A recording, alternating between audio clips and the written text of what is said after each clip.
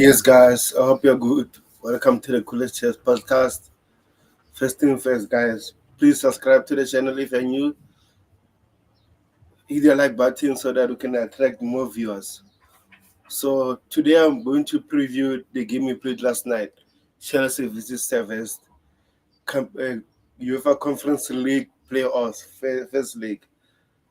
I know we didn't play that well, but again, a win is a win.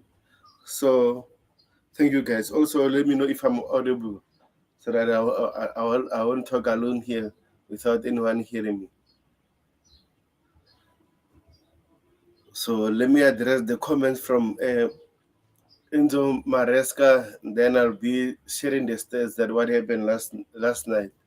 And also along the way, I'll be sharing the Chelsea latest transfer updates. Interesting ones. So let's start here.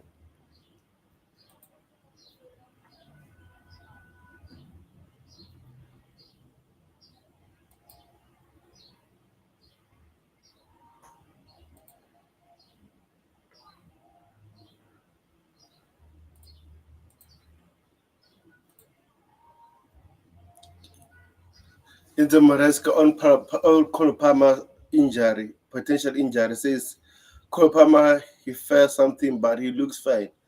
They already checked him. He looks fine and okay.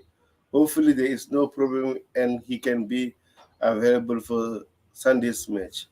Yeah, we saw Cole Palmer limping, I think yesterday. So hopefully he'll be fine. And here's says this Enzo Maresca on frustration from the fans. Says the message is quite clear. We are in the moment where we are learning how to manage the game. And he continues saying this. For me, the intention to keep the ball is good. Probably where it's not good in terms of we try to manage the ball in the last 10-15 minutes in our side, where we should try to manage the ball on their side. And I agree with him because I thought we played very well, but sometimes during the game we lacked intensity. So remains to be seen what will happen.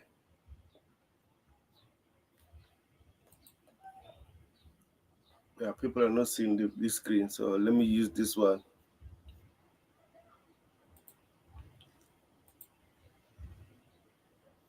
Oh, man. What did I do now?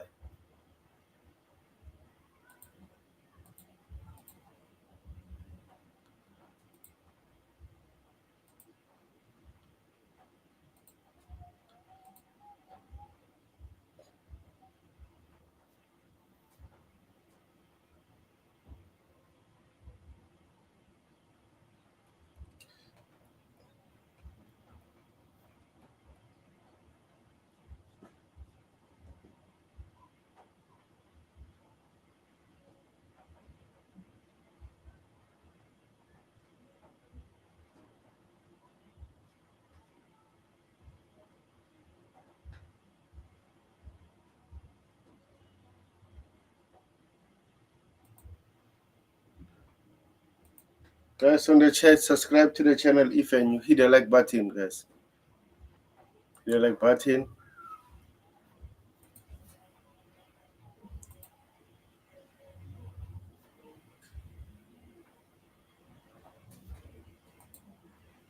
This one says Enzo Maresca on the players need to learn. I think all of them need more time to know the system better for sure. Tonight, in the terms of physical condition for some of them was not easy.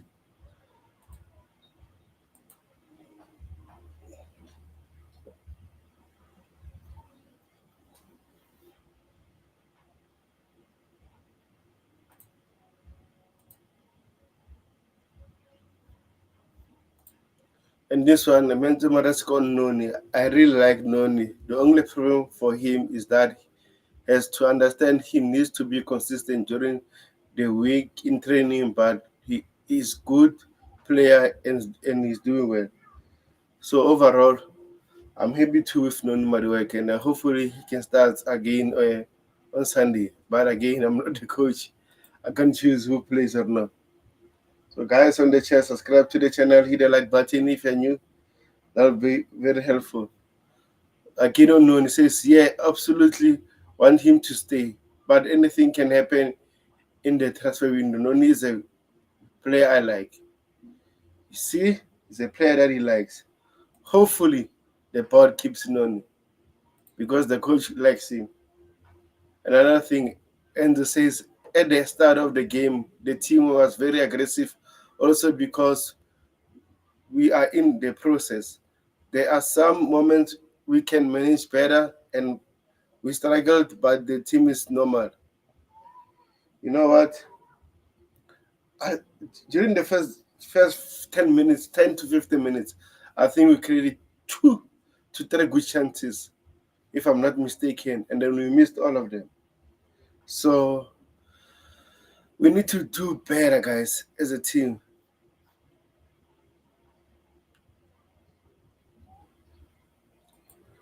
Ononi again says we have so many games. If it's not today, it will be next one. The important thing for Noni, I like him, is he's doing well. The only thing he has to improve in being consistent, 100%. I think this message should go to all the players, not just Noni, all the players, all the Chelsea players. So hopefully they all can be consistent. I'm gonna read into Maresca's. You see, this one is very interesting. Says Enzo Maresca Kulpama is a first nine. The game plan, first half was for Maggie to drop and give us extra men. Cole can do it very well. He has in the past many times. Cole Palmer, I think he played first and under Mauricio Pochettino, but again, I don't want that anymore. We rather go for Victor Osman or another striker. And like I said, I like Jackson, but this season we can't depend on him a lot. And he says this on Maguhi missed chance. I just told him he doesn't like easy goals. He likes difficult goals. It is normal. He is a youngster of the squad. He is going to score for sure. Amen. To be honest, I was so pissed. I was so pissed about this one. But again, nothing I can do. Nothing I can do about it. So, yeah, man. Nothing I can do.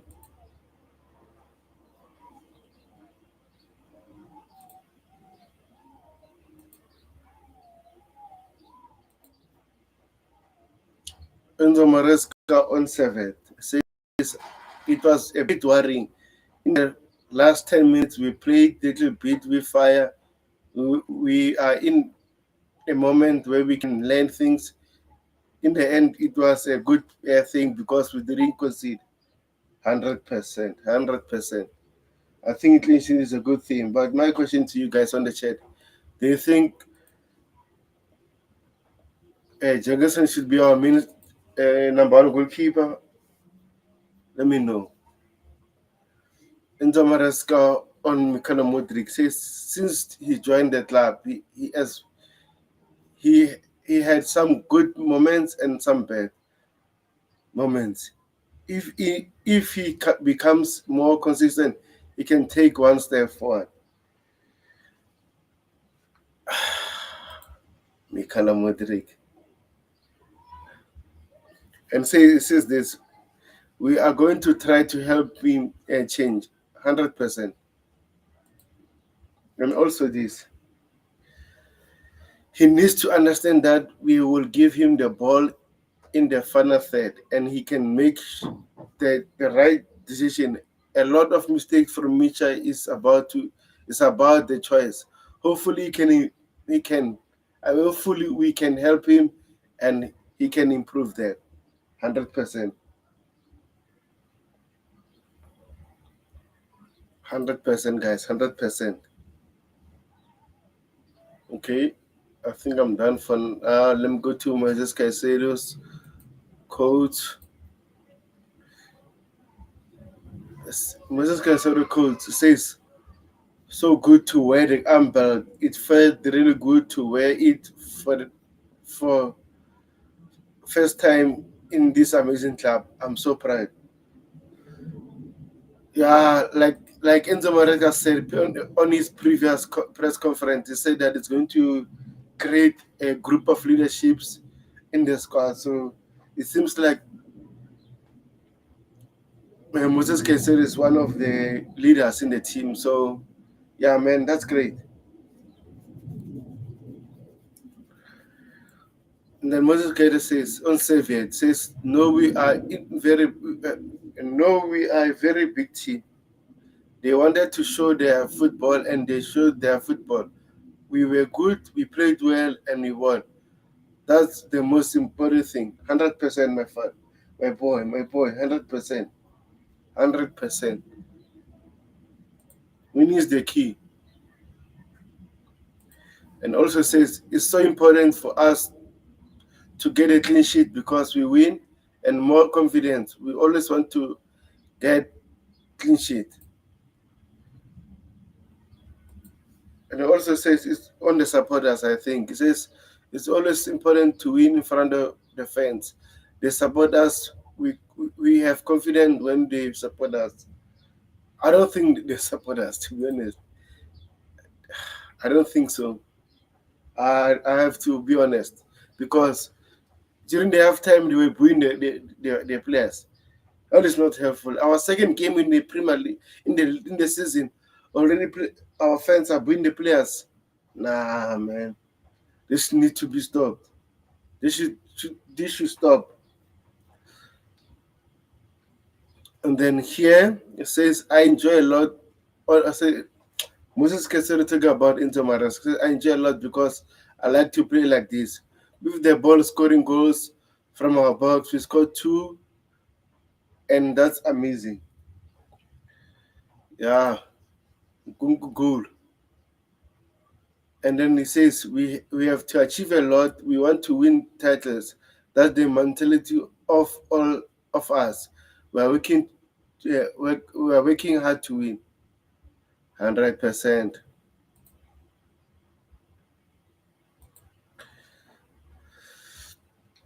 Guys on the chat, subscribe to the channel if you're new. Subscribe to the channel, bro. Subscribe, guys. Subscribe. Hit the like button if you're new. That'll be very helpful.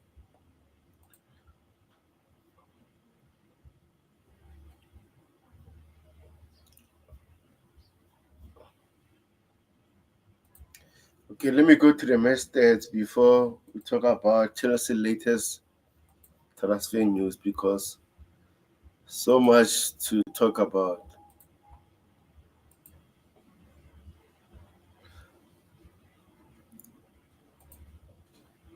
This is the stats of the game last night.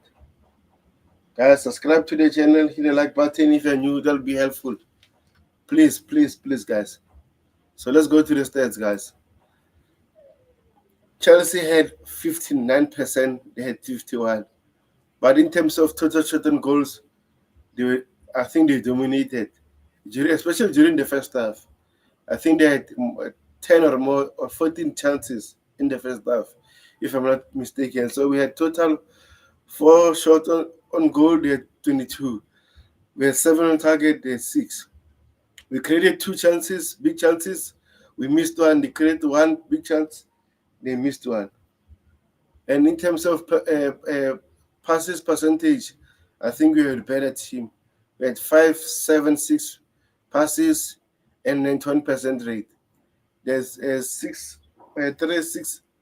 8 and 84% pass rate. So overall, in terms of passing, I'm okay there. In terms of corners, they dominated 2. They had 8, we had 4.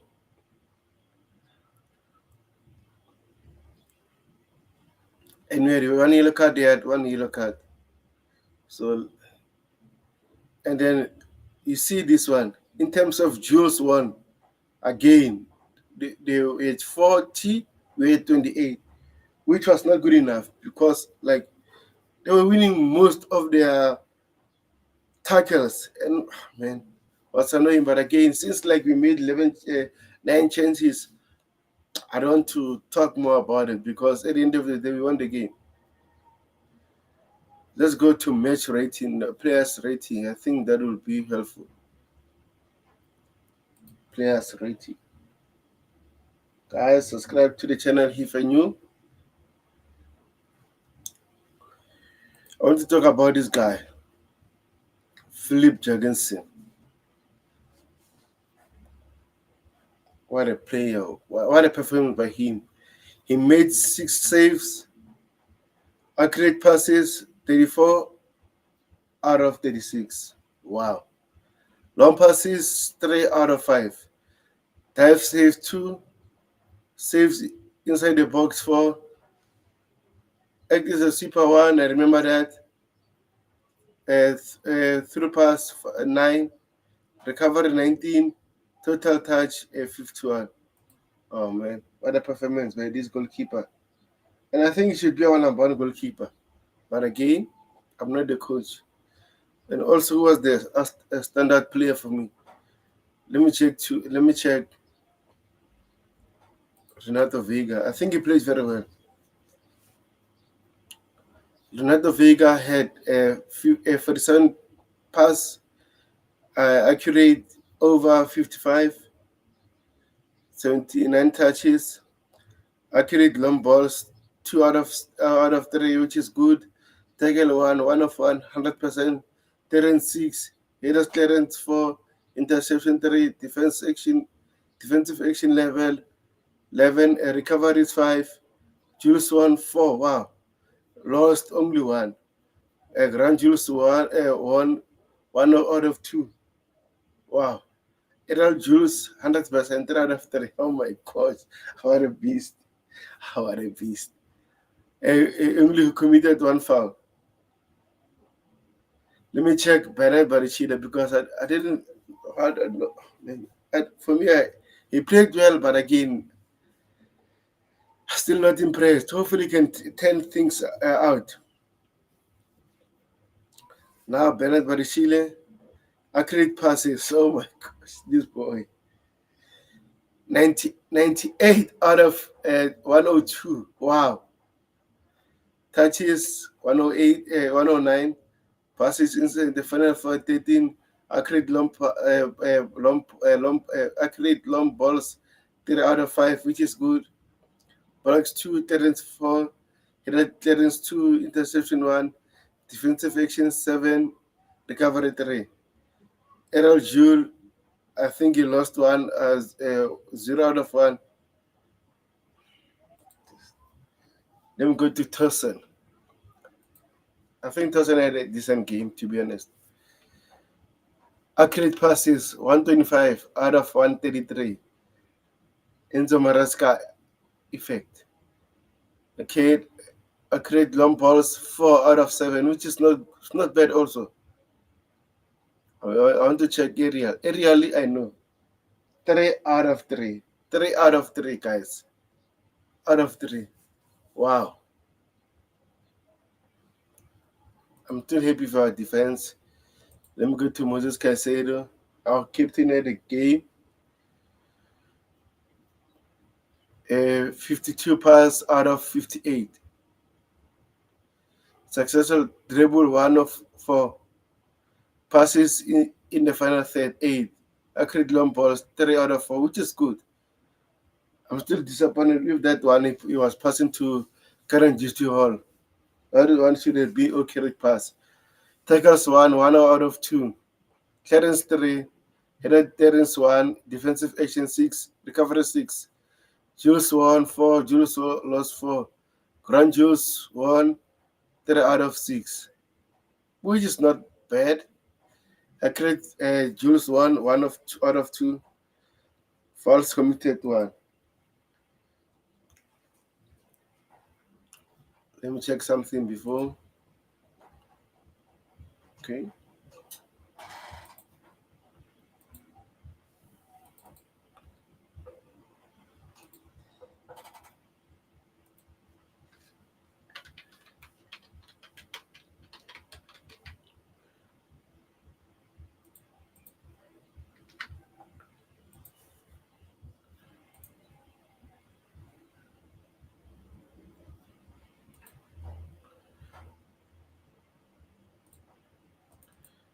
Guys, subscribe to the channel if you're new. Hit the like button.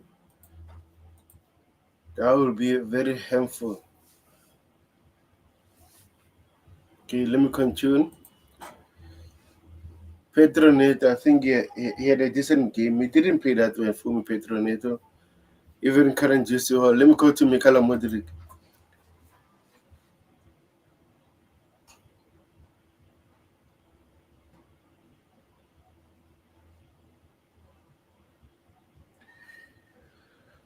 Mikala Modric played 90 minutes. Accurate passes 25 out of 31, which is not bad, 81%. Shot accuracy 0 out of 2. This is a concern, but again, successful dribbles 3 out of 3. Wow. Accurate crosses 0 out of 2. Bad. Accurate long pass 1 out of 1. Tackle 100% again. Defensive action 2, recoveries 3, dribble pass 1. Jules won 4, Jules lost, Jules won 6, Jules lost 4. Ground Jules won 6 out of 9, which is not bad. Adult Jules lost 0. So, yeah, man, I think Misha played very well. To be honest, let me do this.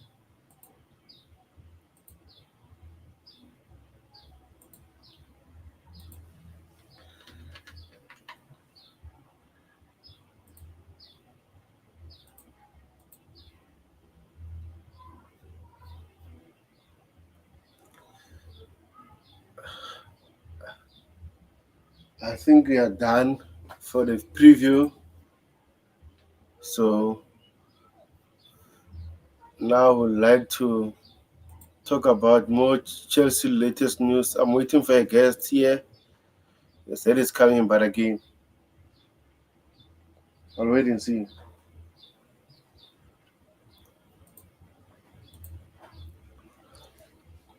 So, guys, let me know what is your thoughts about the game. To be honest, I'm not that concerned because I think we played very well, personally.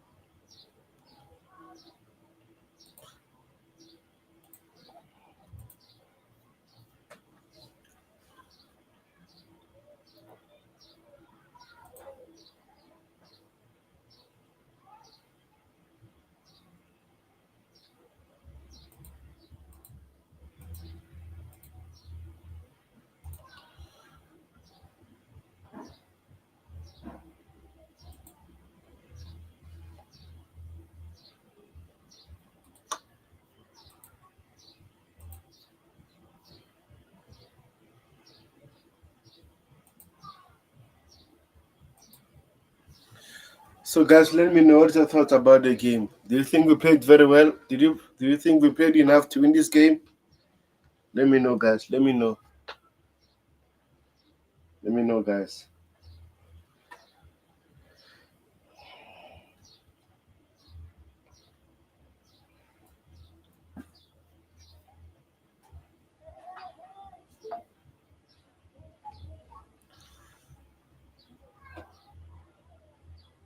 I think I'm going to address the news item then. I'll wait for the guest and then you let me know what you think about the game.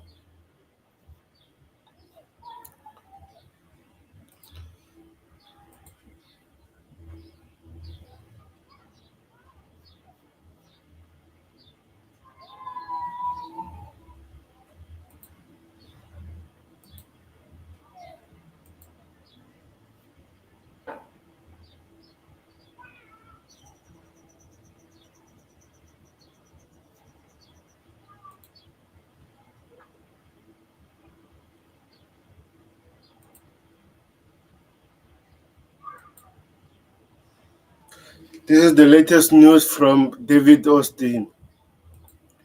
He says, breaking, Bournemouth are working on deal to sign goalkeeper Kepa Arrizabalaga from Chelsea. And it goes like this. from Dodgers.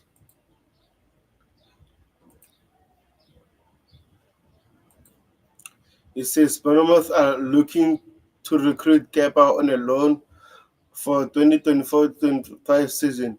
Given his contract is scheduled to expire in 2025, Arrizabalaga would need to agree to extension before embarking upon a temporary transfer. Very interesting. Very interesting. So, guys, let me know. Do you think Kepa will go there from Real Madrid to Bournemouth? Man, I don't think so personally. But let's see.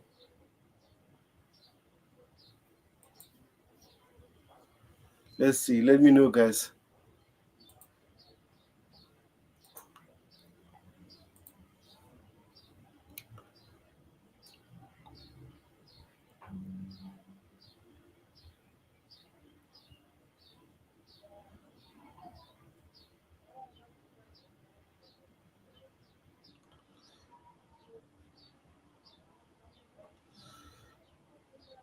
Don't talk about the transfer before talk about Enzo Maresca's.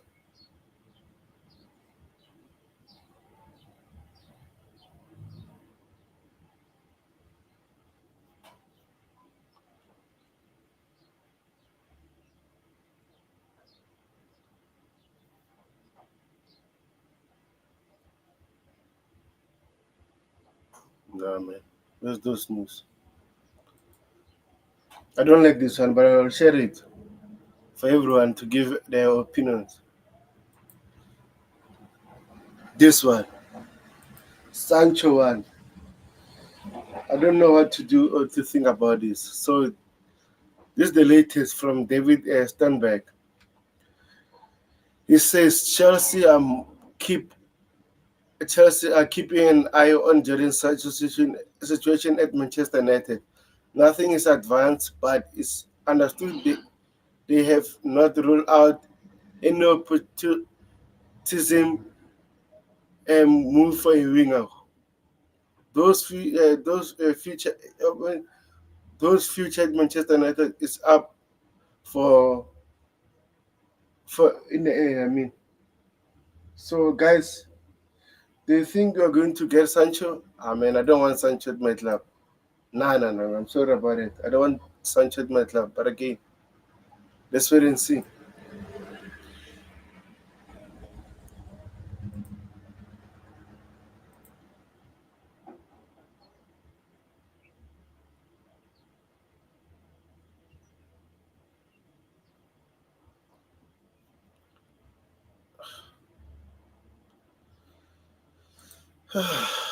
This one again.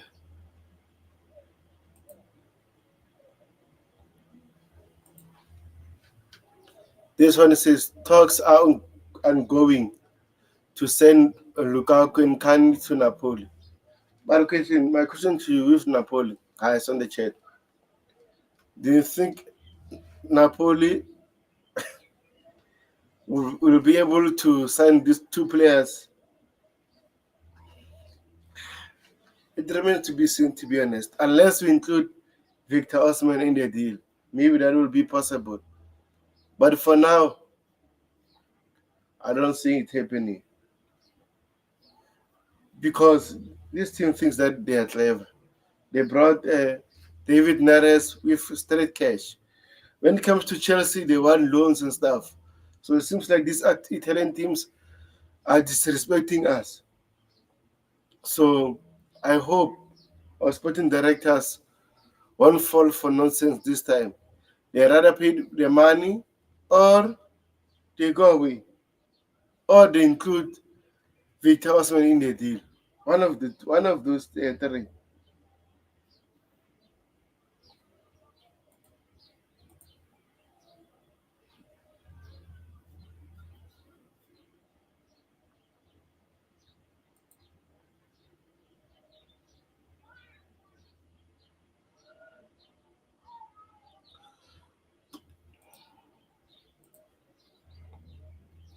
I really don't trust them. So anyway, let me go to Enter Maresca's codes for the preview for Wolves game, which was released, I think, earlier today. So let me do this.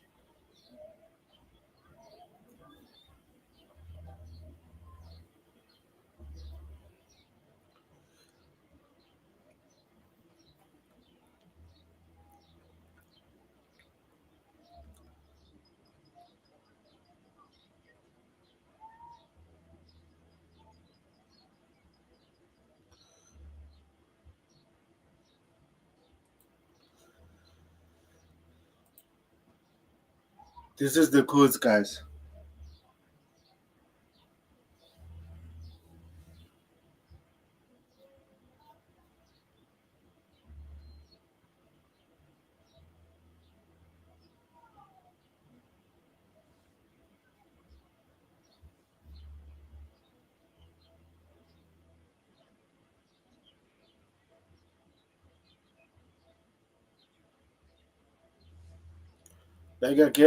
Like I said, guys, subscribe to the channel if you're new.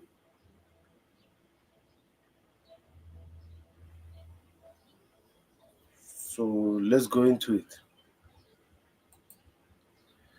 because I think I'll be wrapping up after an hour or so. So yeah, this is the code from Enzo Maresca for the game against Wolves on Sunday. So the first one says Enzo Maresca on Pedro Neto. The last time he played 90 minutes, he was. The last time he played 90 minutes was in February, a long time ago. We need, we need, we need with him and 7 to 8 more players to also build physical condition, probably to give him another game on Sunday. It's too early, but we'll see. 100%, 100%. Like I said, since we all know that Pedro Neto have injury issues, so I think we need to be careful. We need to manage his minutes. So I hope we'll do that.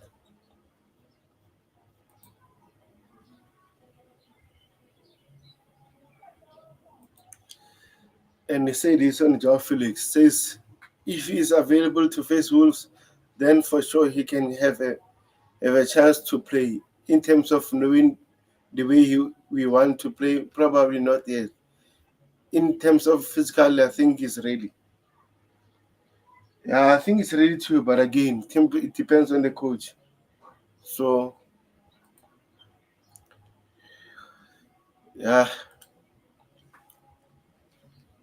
and also he says this: we will see if we have a chance to bring him in 9. Oh, we will see if we have a chance to bring in a 9 that can help us and make a difference. Then we are going to try. Man, these sporting directors, I'm watching you. I'm watching you closely. I'm watching you closely because if you watch the game, I think we do really need number 9. We need a striker, bro. We need a striker, guys. Enzo Maresca on Robert Sanchez being number 1. This is the plan in this moment. But the plan can change. Adjust the players on the level they are playing at. So if the level continues to be the same, then probably Robert will play Premier League, flip in the Conference League or the Cups. Enzo Maresca, bro, did you watch our games last season? What did Robert Sanchez do to Mauricio Pochettino? We don't want that anymore, bro. But again, it's up to you. You're the coach. Hopefully you fix it. Hopefully fix it.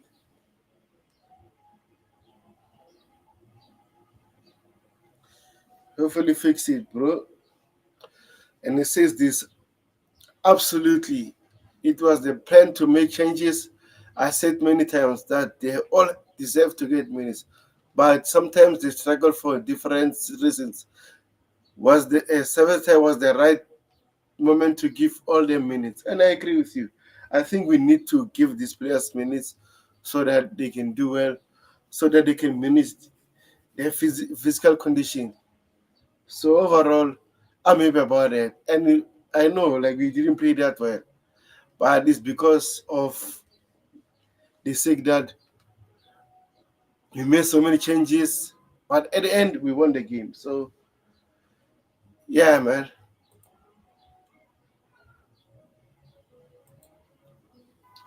And on Jorgensen, it says clean sheet for him. For the team, also Renato Vega played 90 minutes. We did 9 changes. It was important, all of them, to get minutes. So I'm very happy. Yeah, same here. Seems like my guest stuck somewhere, so I don't know what is happening.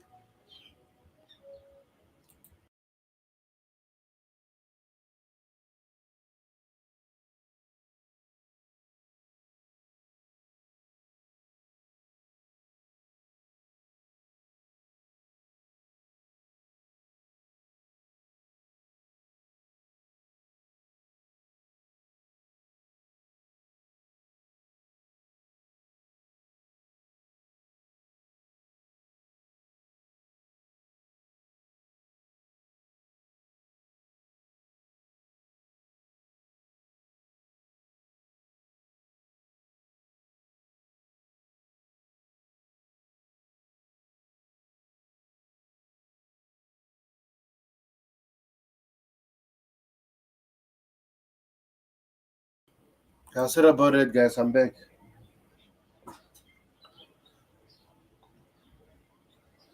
I don't know where's my guest, but again, it's fine.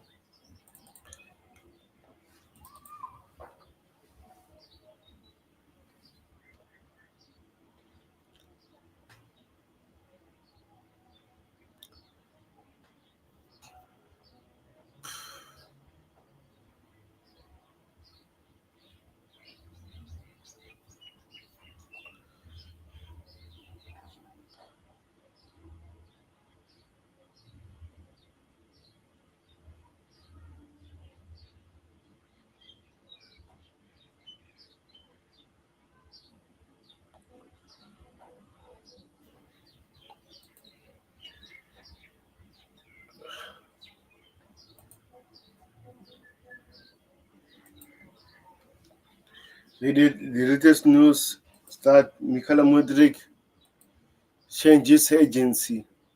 Mikhail Mudrik has new agency as he joined a Pro Star football agency. He will now be represented by Ukraine food agent and company CEO by Vladimir Shabili together with Nikita Trykov. So hard to pronounce those names. But according to the reports, nothing to do with nothing to do with okay, nothing to do with Chelsea at the moment. So it's not like it's leaving and stuff. So I'm not worried about it. But I had the news on Raheem Sterling. I just want to share it. I'll share them.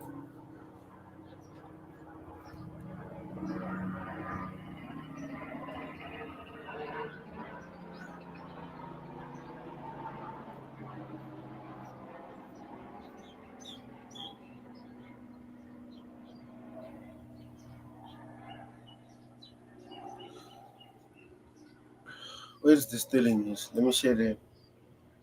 And I think I'll wrap it up soon, guys, because it seems like my guest is here. It's not here.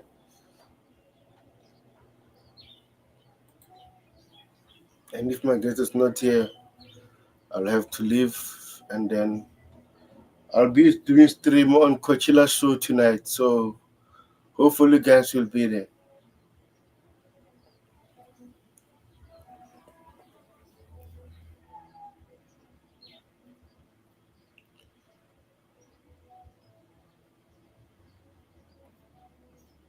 Okay, yeah, this is the one.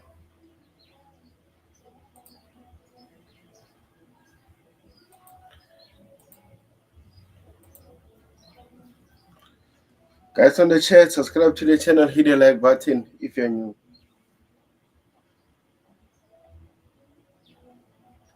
This is the latest news on Raheem Sterling. So says Chelsea are working to identify potential destinations for Raheem Sterling. Clubs interested so far: Crystal Palace, Aston Villa, Juventus. Crystal Palace, really? Nah, man. I don't think that will happen. In terms of Aston Villa, yeah, it might because remember, Crystal Palace.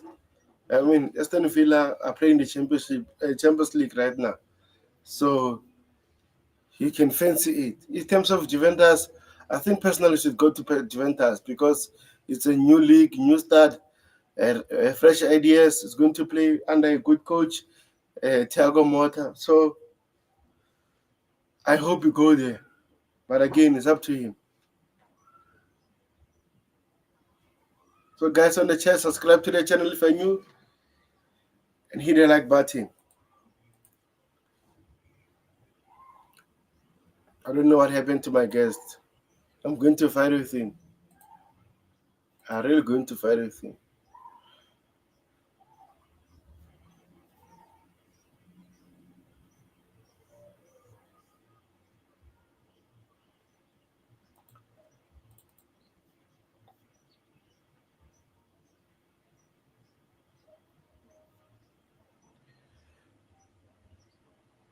Yeah, Chess, I see you on X saying you let me watch and hear your thoughts. You know what? If you want to come, yeah, you're still free. And if you want the link, let me know. I'll show you the link if you're watching.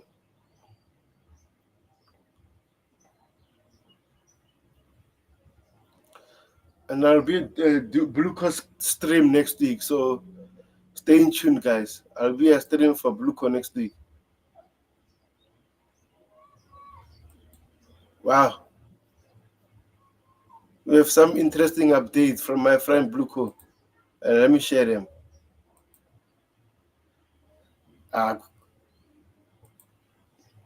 it says breaking: Fenerbahce are interested in signing 3 Chelsea players: Raheem Sterling, Ben Chilwell, Bernard Badiashile. So, guys, who would you sell to Fenerbahce in terms of these 3? Personally, I don't think Badiashile will leave Chelsea. So, but on the chat, let me know who would you let go to Fenerbahce: Raheem Sterling, Ben Chilwell, or Bernard Badiashile? Let me know. Personally, I think Ben Chilwell might go there because that league, but it's a physical league. I don't lie. The only concern with Ben Chilwell is his physical condition, because we know at the moment he's getting more injuries. So I don't know what will happen, man. I don't know what will happen with him. I don't know. I don't know. But again, on the chat, let me know who do you think we should go there. I don't want to share a lot of Strasbourg news, to be honest, because I'll be doing the show for Strasbourg next week. So I have more news on Strasbourg, but again, I want to keep you waiting for the Bluco stream.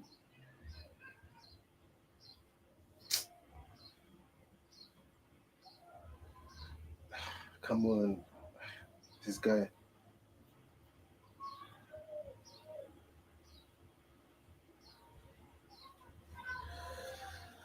So let me know, guys. Who do you think should go there?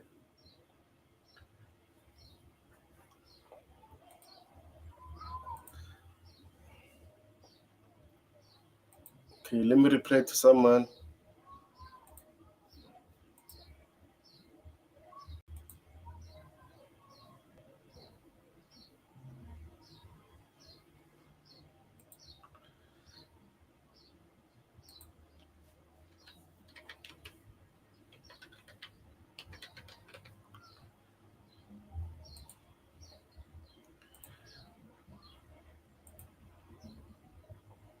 I think I like this one from Enzo Maresca. Let me share it.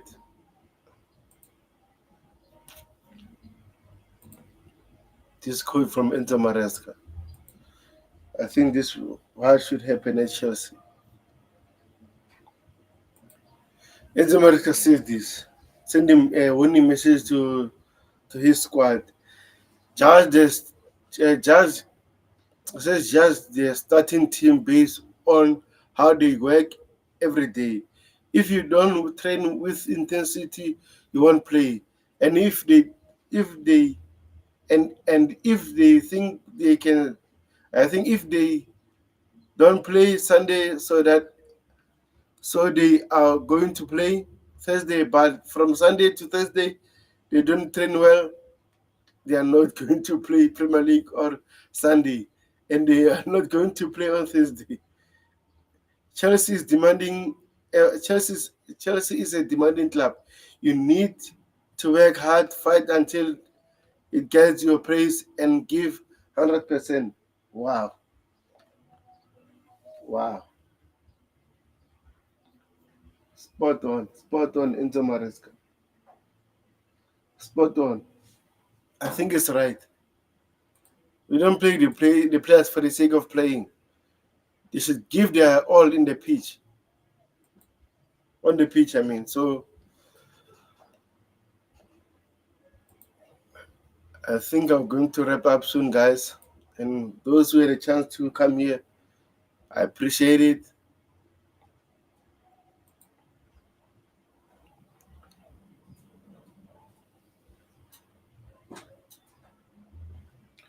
Let me check the latest transfer news, and then I think I'll wrap it up soon.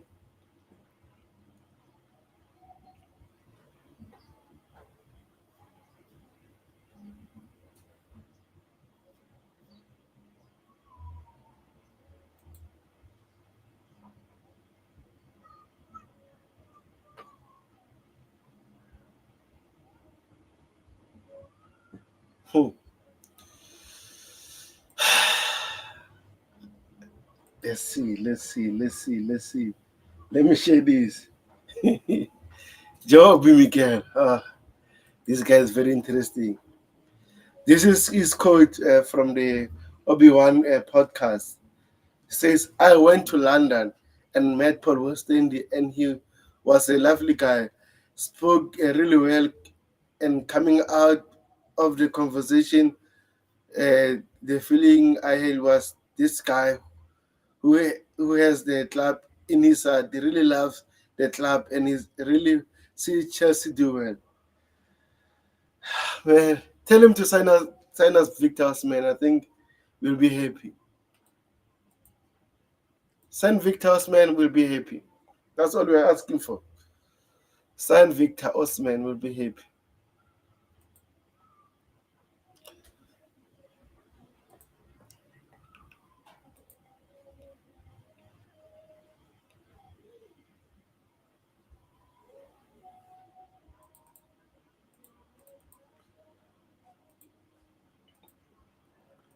I really want to say a lot of glucose stuff, but okay, let me say some few.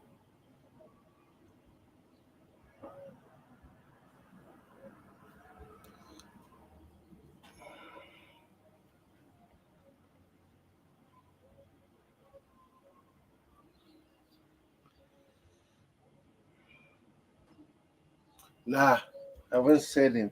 I can't. I'll share them next week. I'll share them next week. I want to keep you guys waiting. I want to keep you guys waiting. So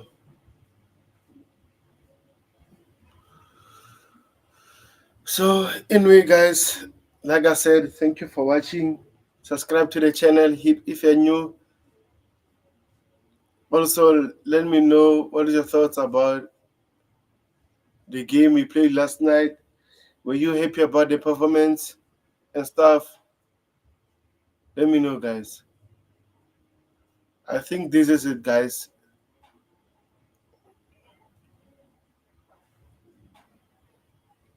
I think this is it.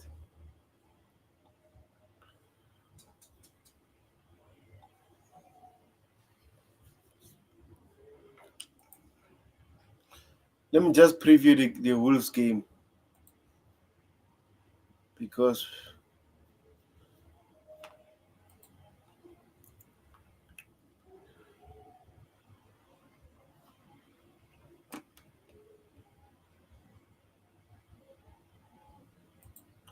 let me preview the Wolves game.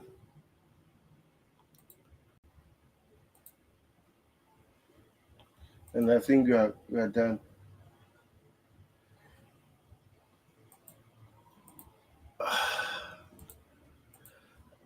Yeah, bro, I appreciate it for coming. I just see your comment right now. So thank you. I appreciate it. I appreciate it for coming. But before I wrap it up, I just want to preview the Wolves game and see what will happen. And then we will wrap it up. So, AKA, what are your thoughts about the game we played yesterday? Are you happy about the performance? Let me know, bro.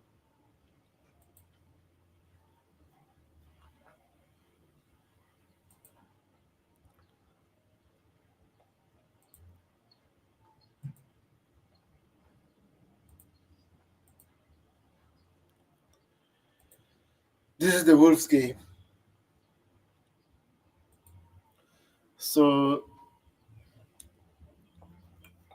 Wolves have only one suspension, Nelson Semedo, and then Enzo Gonzalez is crucial ligament injury, so he won't play. And also Sasa Kolasinac is also injury. And we have still have suspension, Rhys James, red card. I don't want to talk about Raheem Sterling, even Ben Chilwell and Trevor. They're all suspended. And I think we don't know the physical condition about Cole Palmer.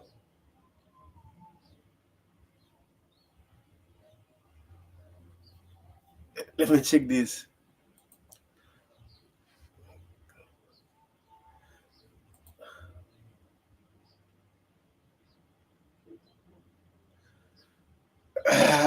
Dante, bro.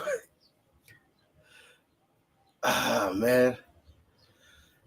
I sent the link and everything on the show, on the group chat. I even tagged you on the stream, so I don't know, bro.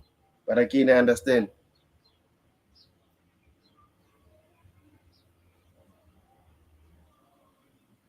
I understand, bro. I understand, bro.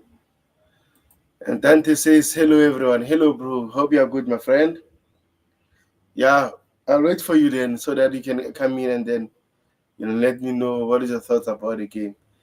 AK says, I didn't pay it, so I only saw highlights. Not sure how well paid, glad we got a clean sheet and a win. Well, it's there on YouTube at the moment. Chelsea YouTube account. You can go there and watch the game. They already released their full game there. I've managed to watch the full game again today because I've watched yesterday, but again we're struggling to get the streams to watch the game. But I was able to watch the game.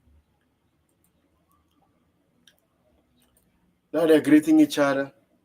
Yeah, Dante, I'll wait for you after eating, bro, and then you give me your thoughts about the game. I even shared a link on the group. So, but let me preview the Wolves game. Man, look at our form at the moment. Horrible. We won 2-1, we lost 2-1 against Manchester City. This is the preseason game. So, anyway, I don't want to talk more about it. Wolves lost 2-0 against Arsenal.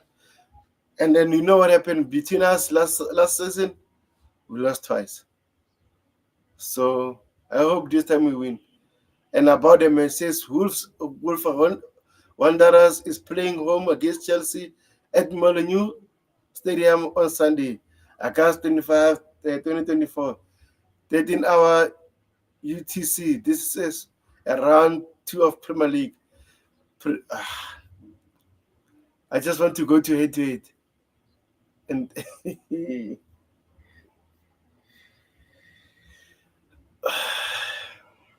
we in our previous matches, they won 6, we draw 4, we won 8. Hmm. Yeah, this is it. We lost 2-1. I remember that game very well. I think we had so many chances in the first half. The rest is magic. I don't want to talk more about it. And we lost 1-0 also. So, oh, this was the home game last time. I mean, these games. We lost 2-4 after. I think we defeated by Liverpool and then we played this game. Oh, man, this game was horrible. This game was horrible. And then we lost 2-1 at their home. Nkunku scored his first goal for Chelsea. So, man, overall, it's not looking good. But I think we need to do more. We need to do better as a team. Okay, say thanks. I'll check it out after work. Okay, no problem, bro.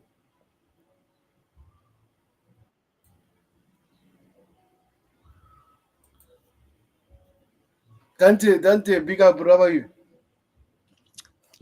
Big up, Tobago. Big up. Good, thanks. Yeah, sorry, I had no idea you're on. I just turned my computer on. I haven't had it on for a couple of hours, so yeah, that's why I missed it. But I'm on now. Hopefully, not too late. So you Better don't late than have, never. yeah, you don't have Twitter on your phone or so. No, I don't put nothing like that on my phones. No, I only on my No. laptop. Yeah, I don't like a million messages popping up every minute. So I don't have it on my phone at all. It's only on the laptop. And when I put the laptop on, I can see messages because otherwise it's just too crazy. It's too much. Yeah, I understand. How are you? Been good? Yeah, I'm good. Thanks. Did you watch the game full game? Yeah, I watched the game fully. I didn't watch it live because I went to bed a bit early and I slept. Yeah. I wasn't even on Chelsea perspective because I slept, so I didn't. I had a good night's sleep, and yeah, then I woke up, watched it in early in the afternoon. I watched it. Yeah. Not the best, obviously. It was a bit slow, a bit. I think they took them for granted a bit. Maybe took it a bit easy at the start. Slowly got into it. Scored a couple of goals. Thank God. At least we got a couple of goals lead to take. But I think you'll see a completely different game when we go over there. I think you'll see a better result than when you saw here at home. It's not the best atmosphere at home at the moment, and yeah, I think the players didn't take it that seriously. They sort of took it a bit easier because they're knowing the opponent's not that hard, and yeah, they took their foot off the accelerator and they played around. I can see that later on, a little better later on. So got the couple of goals, and thankfully we didn't concede, so that was good. But we Yeah, do have a but lot of also work I to think do. yeah, I think most work that we need to do is our final decision in the final third because if you watch the first 15 minutes on that game, I think we had a chance. He didn't capitalize on it. Mikhailo Mudrik had a chance. He missed it. Yeah, And I forgot the other one. So overall, in the first 15 minutes, we put a lot of pressure on them, but we couldn't score goals, which is we concerning. yeah And we then did, but not and this, really. It was only a couple of players that did like Gee up front, and even though Mudrik, he actually tried to press quite a bit. Mudrik as well, even though had an okay game overall, nothing special. Did a couple of nice things, but nothing special. We'll talk about that after. But yeah, look, they pressed a little bit. Some of the front players pressed a bit more, but the rest sort of just jogged around, looked around. What I'm trying to say, not all of them were together, playing together, pushing together, going hard. Some were not. So there was little pockets here, little pockets there. Yeah, like I said, it wasn't the best game. The intensity really wasn't there from all the players. Um, Look, it was a bit of a different 11. That's quite, they haven't quite played yet together. These group, the second sort of group, they haven't quite played together. A lot of them. So yeah, when you're mixing up players so much, it's always going to be a slow start, and that I knew this game. Everyone was saying we're going to win this easy, 5-0, 4-0, 5. I'm like, no, we're not going to win this easy. It's going to be probably Yeah. be like a 2-0, max 3-0, maybe one. They might even get a goal if they get a couple of chances, which they did at the end. Luckily, they didn't score. Yeah, I agree with you. Like making 9 changes out of like, the previous game was massive, and then you can see the difference. But our fan base will moan about it, but they won't use their logic. They rather complain without using logic. I know we should criticize, but at the same time, I think we should check the difference between the Manchester City game and our last night game. So overall, man, this fan base is annoying me. Even at the stadium, they were booing the Yeah, players. look, they're not happy, and it's a shame, really.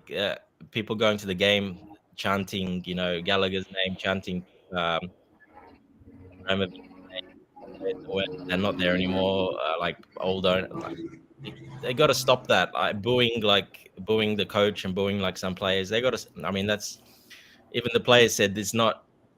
It's not quite their atmosphere to play at home at the moment. So until that stops and until the actual crowd are behind everyone, that'll improve a lot. But it's a bit of a shame some of these fans what they're doing.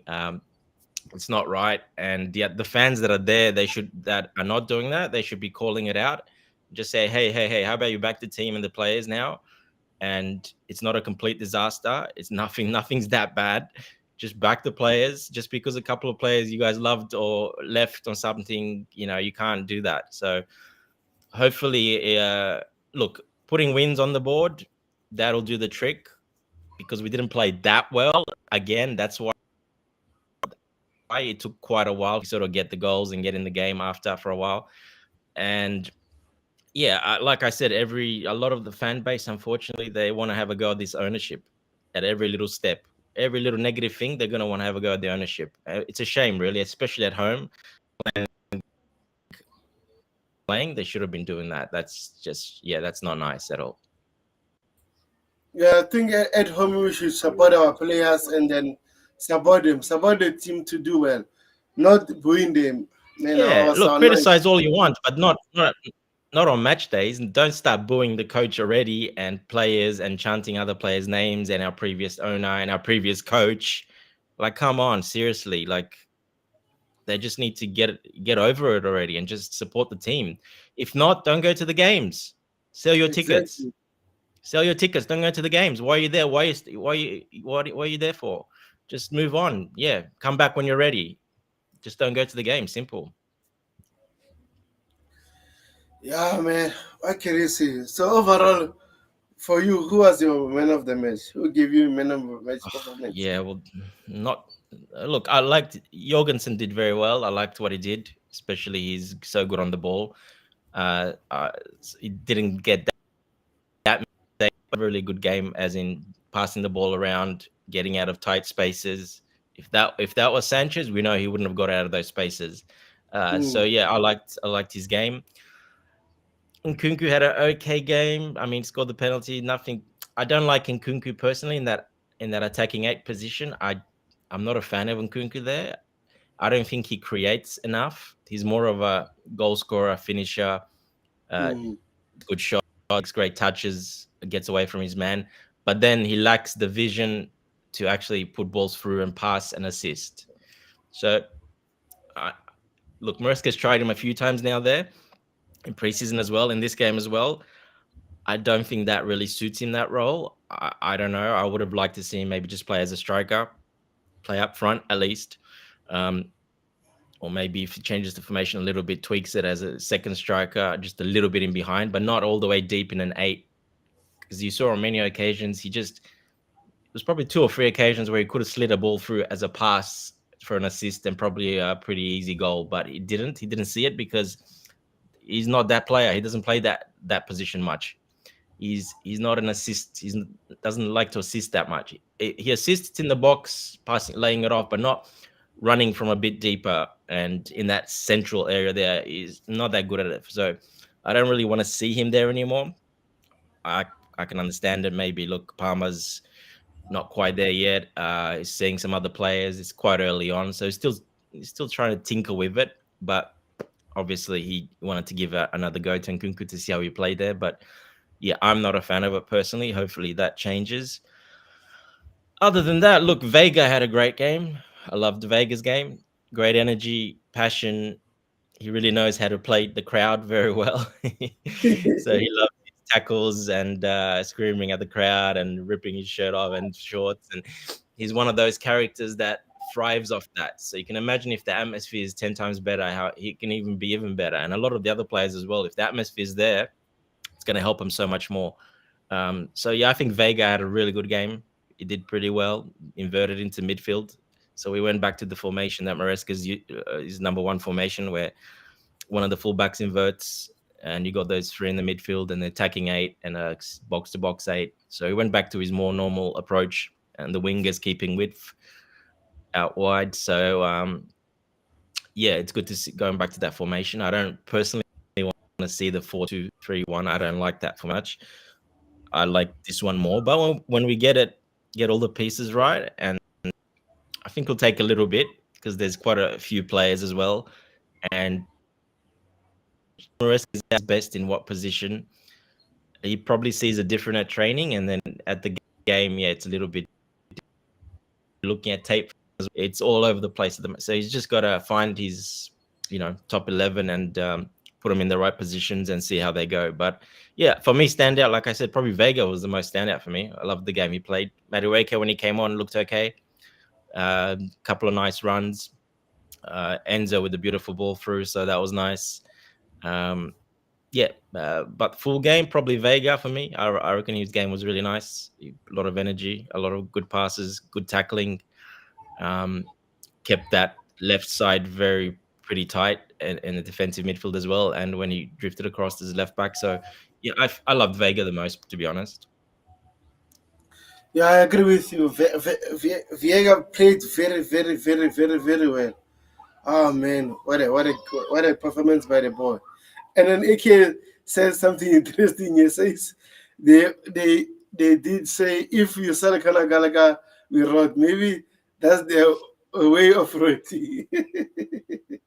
No, they've organized many riots, but they canceled them because there wasn't enough people to come. Yeah. So they've done that, but it's just not enough. They say they're waiting for a bigger one when they're waiting for more stuff to happen, and for they're all wishing bad luck, and they're waiting for more stuff to happen, which is just horrible. It's not the way to do it. Yeah, I agree with you. It's not a good thing, especially at home. Nah. So we have Makim and Noah Fawala says, big up Tebaho, and also say this. I feel we still players next week Friday will be very happy. It will be very, very busy. Yeah, I think also the transfer sometimes is not helping because some other question marks. But again, hopefully the sporting directors will get it right. Hopefully. And Yeah, it it never says helps. Never helps yeah, when there's that many players to move on. Never helps, of course. Yeah. yeah. And she says I had Bannermouth want Kepa. So did you see that, bro? The news. Bournemouth. Kepa's not going to Bournemouth. I doubt Let he's me show going to you. Bournemouth. He's not that. Oh, sorry. Let me do this. I'll need to show it to you because it's the latest news from David Austin. Can you hear me? Dante? Yep. Can't see anything on the screen as Okay. yet. So, what did you think of Disasi? He played. He started. What did you think of his game? I think this was okay. Nothing special, nothing huge because at the end of the day, this is his first game after a hernia injury. So His injury. my Yeah. only concern, yes, my only concern is that I don't want him defending those half spaces because it's awful on that. If we played against a big team, maybe let's say on the weekend we'll bring Panama Wolves. Don't play this Saturday, please. I'd rather play this Fafana. Only prefer Fafana and Chalaba there, to be honest. Unfortunately, we don't have Chalaba at the moment. We have Fafana. Let us play him there. Not Oh, decisive. look, Tosin was actually had a great game as well. To mention Tosin, he had a really good game too. He was very solid, won everything in the air, strong. His passing's really good, very good Yeah. actually. He's probably the best passer out of the back guys. Him and Fafana, obviously. Some beautiful long ball passes on the ground with a lot of power. Got to the players in midfield, bypassed the midfield, and got through to the players sort of in behind, further up the field. So they had some amazing passes. Look, I want to see Tosin and Fafana. That would be my two starting centre backs, but we'll see what the coach does. But for me, they're the best two we have, the best passing as well too we have. And Tosin, I like his physicality. He's very tall as well. So yeah, I like the way he plays. He actually had a very good game as well.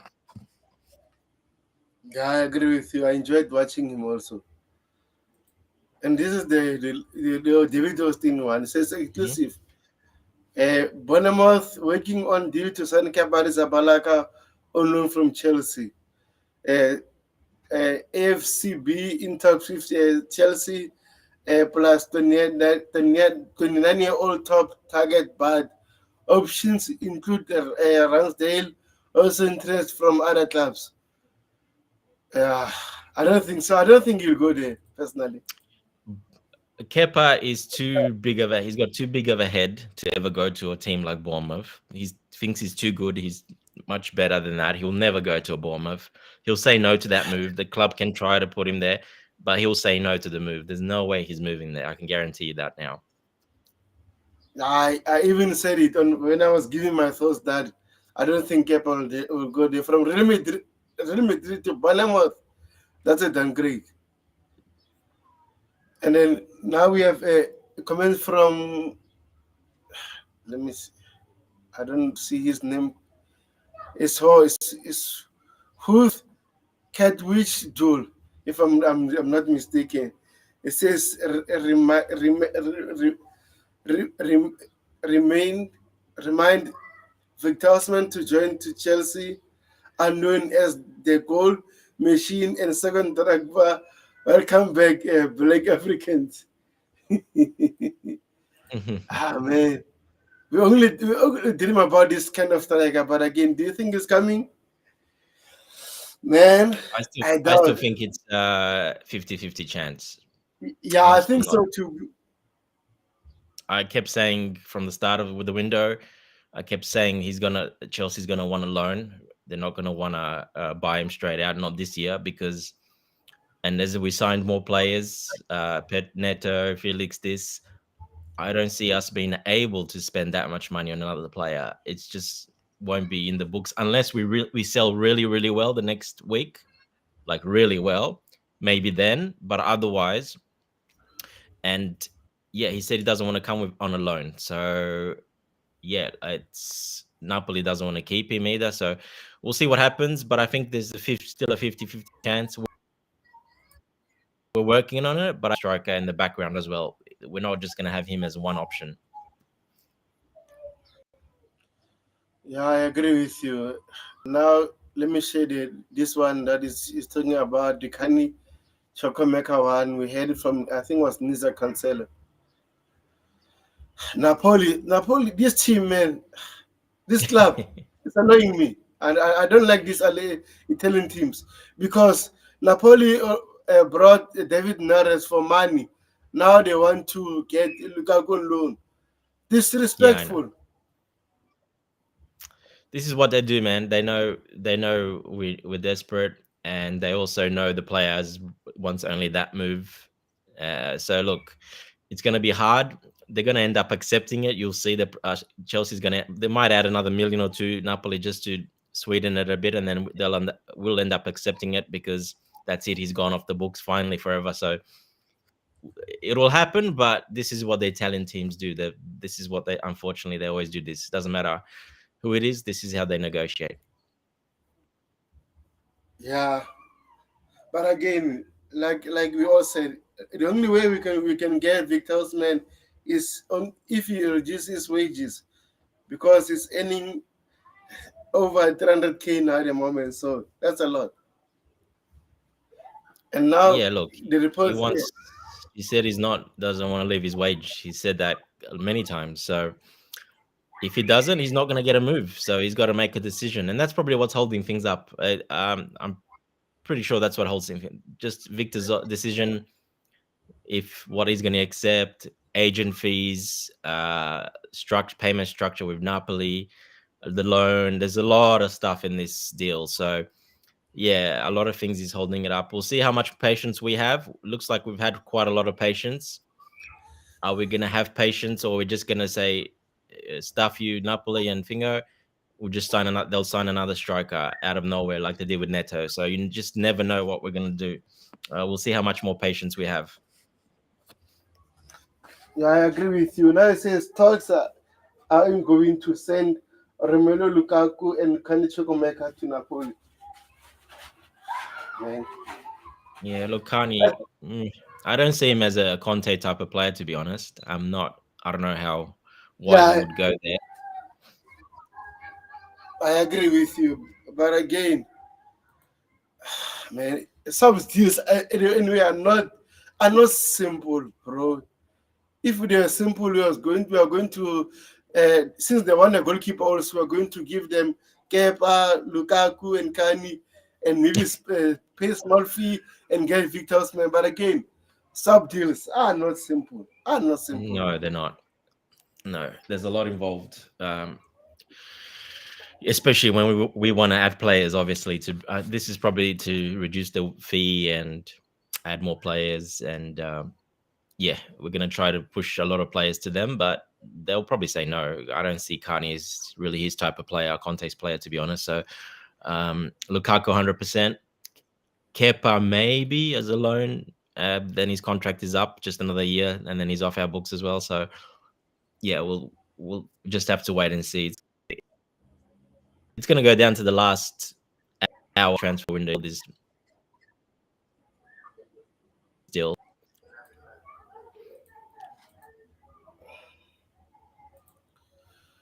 Yeah, I agree with you. And then Noah says Sterling will go Palace. I think. I don't think you'll downgrade there. And he says PSG could come back inside if we still lately. Man, They said no. yeah, PSG said no, yeah, right? They said but big no. They said so I don't think they will come back in. No. I don't think so too. So, but guys on the chat, subscribe to the channel, hit the like button.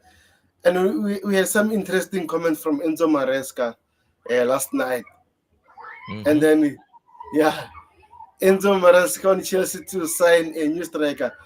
If we have the chance to bring in a 9 that can help us and make the difference, then we're gonna try. You can read between the line. Well, he's pretty blunt. We know that. So he's saying it. Yeah, we're waiting. I'm waiting for a 9. I need a 9. I want a proper 9. So, yeah, he's probably frustrated that he's not been able to work with that 9 yet. So, yeah, you wanted that deal early to be done earlier, but it's taking a long time. So we'll find out what all the holdup is after the transfer window ends. We'll know why. We'll know a lot more. But obviously, Enzo Maresca wants a striker. He wants a number 9. We don't really have a proper number 9, out and out striker finisher. We don't. Jackson is not that. Guy is. You saw last night, Guy, the age.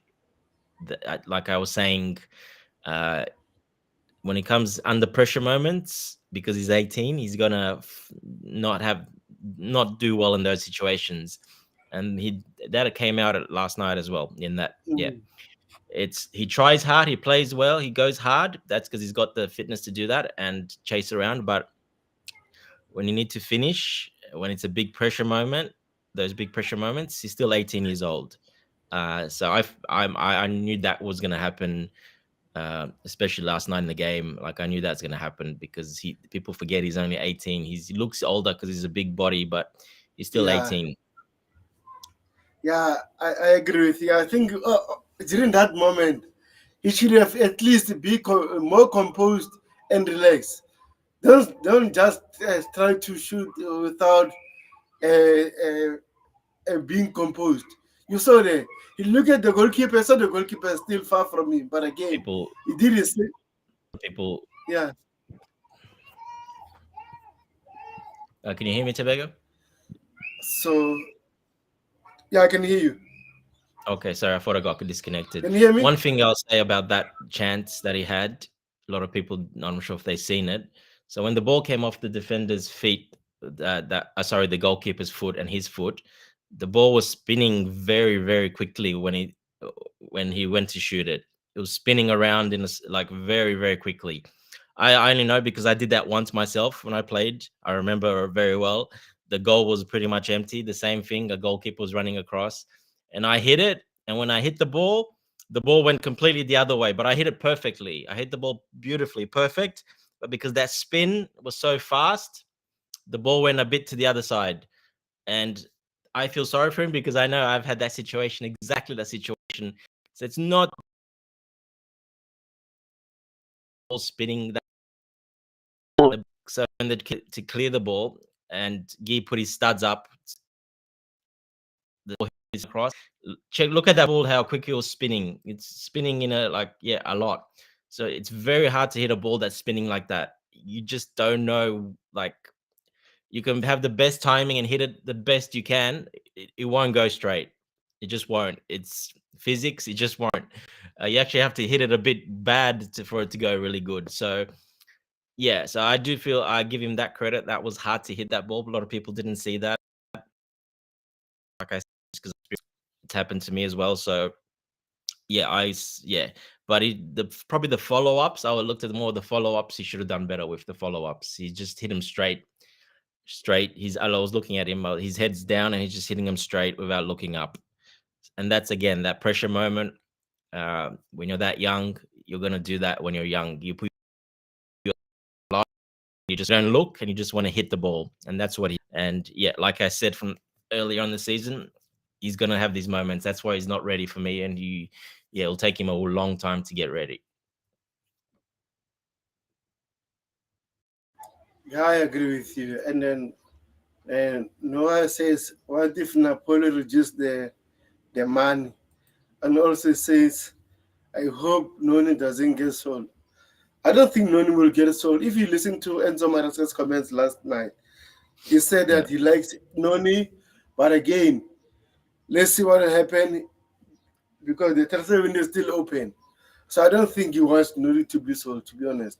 And we Look, are playing many games. Noni's good. He was a good finish, a very rare finish from him on his right foot, which is great because I want to see that more, because every single defender knows he comes in on his left and he's going to shoot with his left.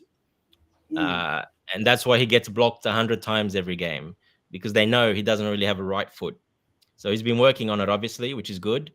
I want to see that because, even that defender was like, he laid off him a little bit because he thought he was going to Yeah. turn in left, because that's the scouting. If you're a defender, if Noni runs at you, push him to his right, nothing on the left. Don't let him cut inside.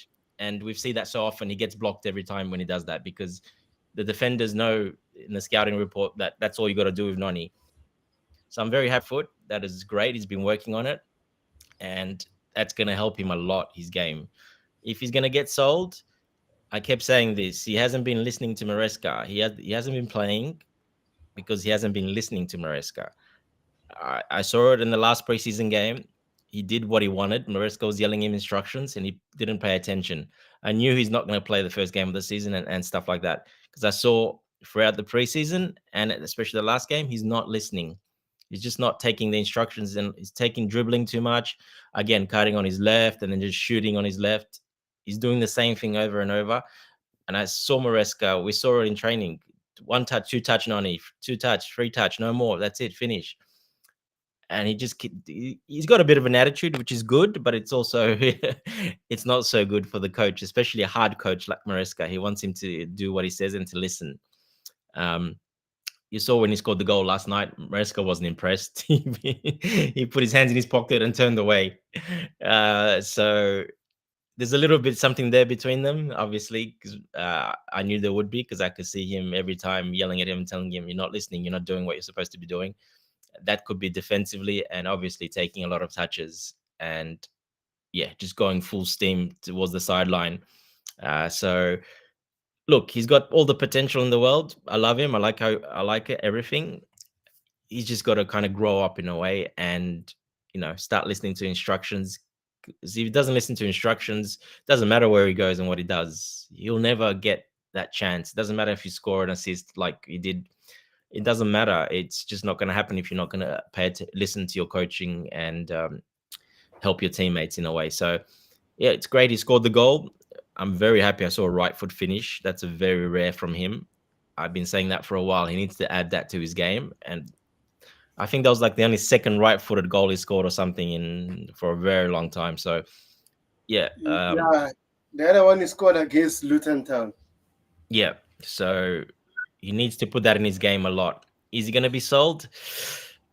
If the coach says, "Look," and if the club gets a really big offer, say from Newcastle, and the coach says, "Look, he's not listening. I'm finding it difficult to work with him," the club may think about it, but we'll have to wait and see. Look, I hope he stays because we need that depth. I like to have the depth, especially on the right wing, have that depth there. So really do hope he stays, but I can also see it from what I saw in my personal opinion. This is just my opinion from what I saw from Maresca with him.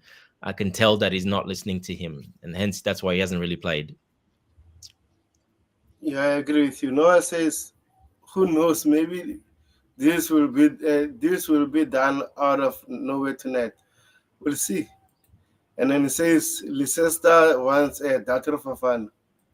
And also he says this, "Devo, what do you make about Chalabah's situation?"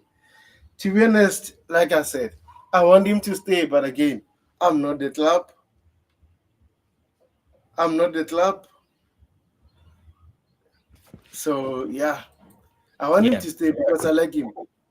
And I think he's one of our best center backs along Fofana. And the rest are on and off.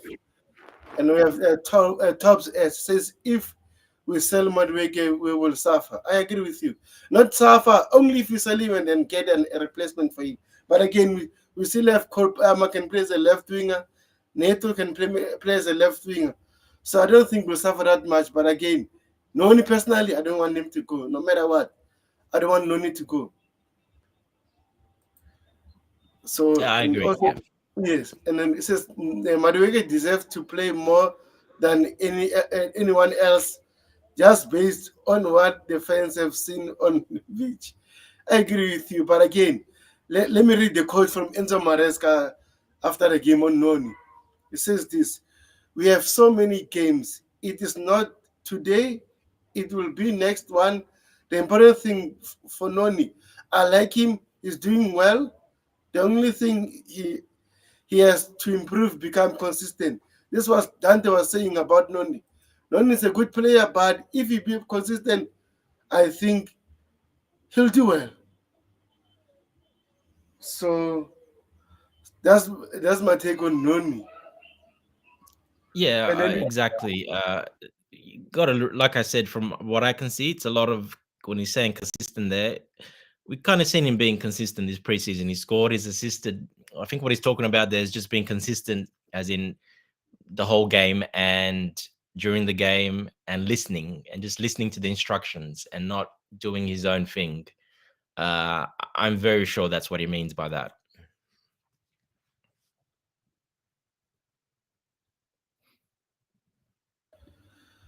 I agree with you. And then here says I feel a club will come in for all our players. My eyes will be on Chalaba sadly. Yeah, man, I think Chalaba's leaving. And they says I think this also could be sold. Yeah, anything is open.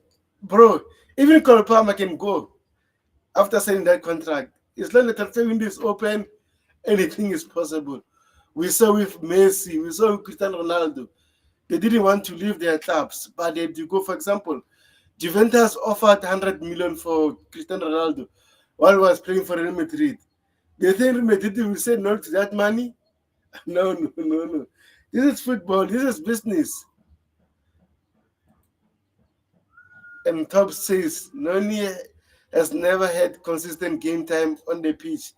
Didn't Modric rack up more minutes with less goals and successful takes on love Ukraine? No, Mudrik definitely did not have consistent minutes under our ex-coach. He definitely did not. So no, I don't think so. Noni played a lot more than Mudrik, I'm pretty sure, and not as consistent again as well. That's just because of our ex-coach. What he did that with every player. He just didn't play them consistently, no matter if they were playing good. If they were playing really good, you're not playing consistently. When they were playing bad, you play consistently. So it's just, they both haven't really got a proper go at it, like proper games.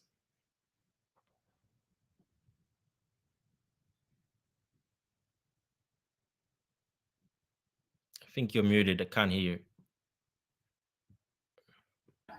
So sorry about it. I always mute myself, and I Yeah, want you your got thoughts used up. to it. Yeah, yeah, and I want your thoughts about it. Says breaking Fenerbahce are interested in signing three Chelsea players: Raheem Sterling, Ben Chilwell, Bernard Barishile. So in terms of these three players, who would you sell? Definitely the first two. Even the third, to be honest. We saw him play again. I don't know. I really don't know what's happened to him, to be honest. I'm not sure what happened under our ex-manager. He was so good the year before that. He was one of our best players, one of our best defenders, one of the best up-and-coming defenders in whole of Europe. Amazingly. Then Pochettino came in, and I have no idea what happened to him. Uh, he got a injury after as well. He was out for a while and just never come back. But that injury is fine. It's been a long time since that, and he still hasn't looked good. I don't know what's going on. Look, it's football. There could be a lot of things. Could be stuff off field. Could be a lot of things. His body could be so many things. Something's not feeling right. Look, but yeah, you give him enough chances, but you got to see, is he worth keeping? Look, I'd still keep him as depth, obviously, if the player does not want to stay, obviously, and consistent game time. Then yeah, it's good to just move him on. I don't see Fenerbahce buying him. That's not going to happen. Fenerbahce is not paying much money to buy him, so none of these players, they're not going to pay a lot of money to buy them. They're looking for loans. That's all they're looking for. Yeah, I think so. I think they're looking for loans. And personally, uh, I'd rather sell those two top players. If Bernard Barishile, I'd rather give him minutes on the Conference League and the Cubs, build his momentum until he gains 100% fitness, then he can play in the first team. Because we even saw Exactly. yesterday, he played very well, but again, he just have so small mistakes in him. But again, he's only human. He will learn from those mistakes. And since But the Modric problem is has a he's new, making them every game, one after yeah, another. It's just you can't do that. It's a bit too much now. So it's up to the coach what he sees in training and what he knows, what he does off field, etc. It's up to the coach. He'll know what to do. I trust Maresca with his judgment on that, so he'll make a decision. If he needs to go, say it to Fenerbahce and start every week there, then it might do him good. since Mikhail Modric has a new agent, maybe he's going to. I don't think so. They even reported that he changed the new agent, but nothing to do with leaving Chelsea. So I don't think Mikhail Modric will leave Do you have personally. that quote that Maresca said about Modric? Let me check. Let me check it.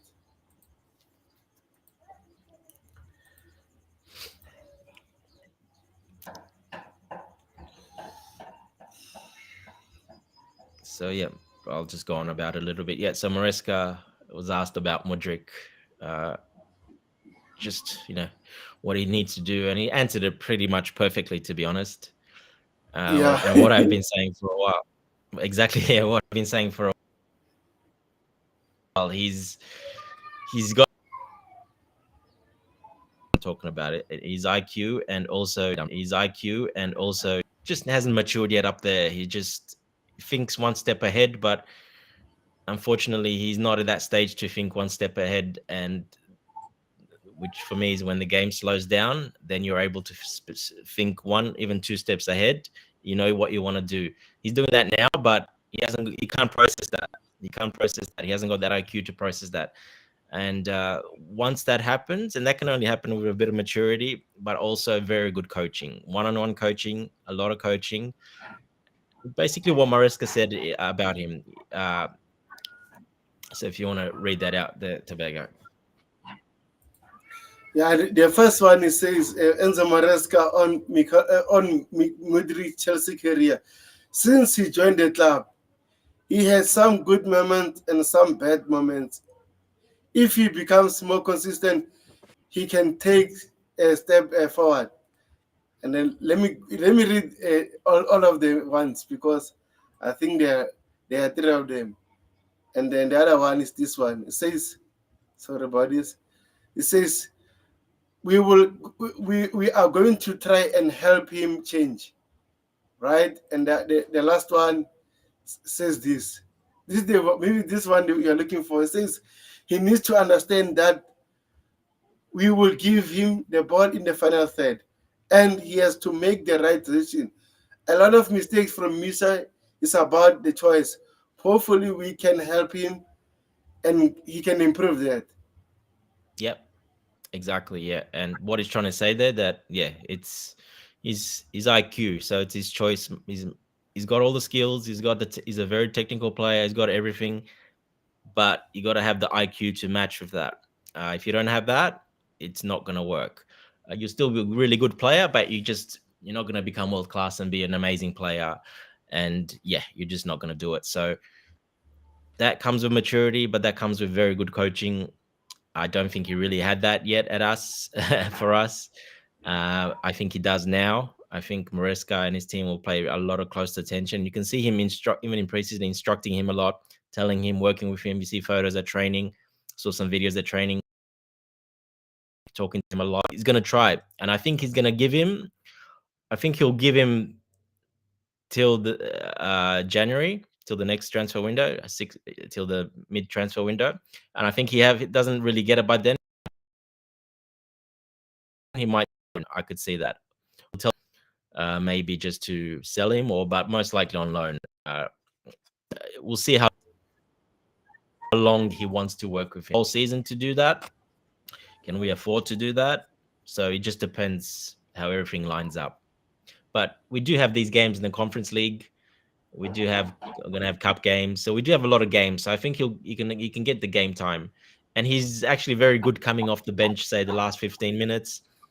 Even on Premier League games, last 20 minutes, 15, when the opposition are quite tired, and he can just run at them and just go for it. So, look, he's a good weapon to have in that sense, but he's not ready yet looks like to really earn a starting position, because he just hasn't got that IQ and that making the right choice at the end. Yeah, I agree with you. And then, sorry about the background noises. Kids are playing Kid around. outside. Yeah, the kids are playing around. So, and here says Sterling won't go to Fenerbahce. Now we have Coachella here. Says this panelist is nonsense. Dante, or what do you call him? Who's that? Does he have a spanner? I can't see if he's got a spanner or not. Who's this? Big up everyone, Coachella.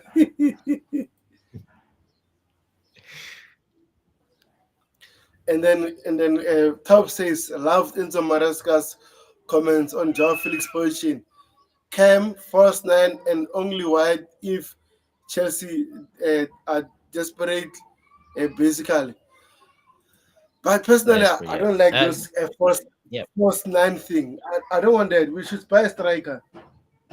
That's it. 100%. I don't want to see him as a 9 either. I don't want to see him there either. Look, he'll come in handy against some teams, really, really low block teams, but then he can do his footwork and stuff.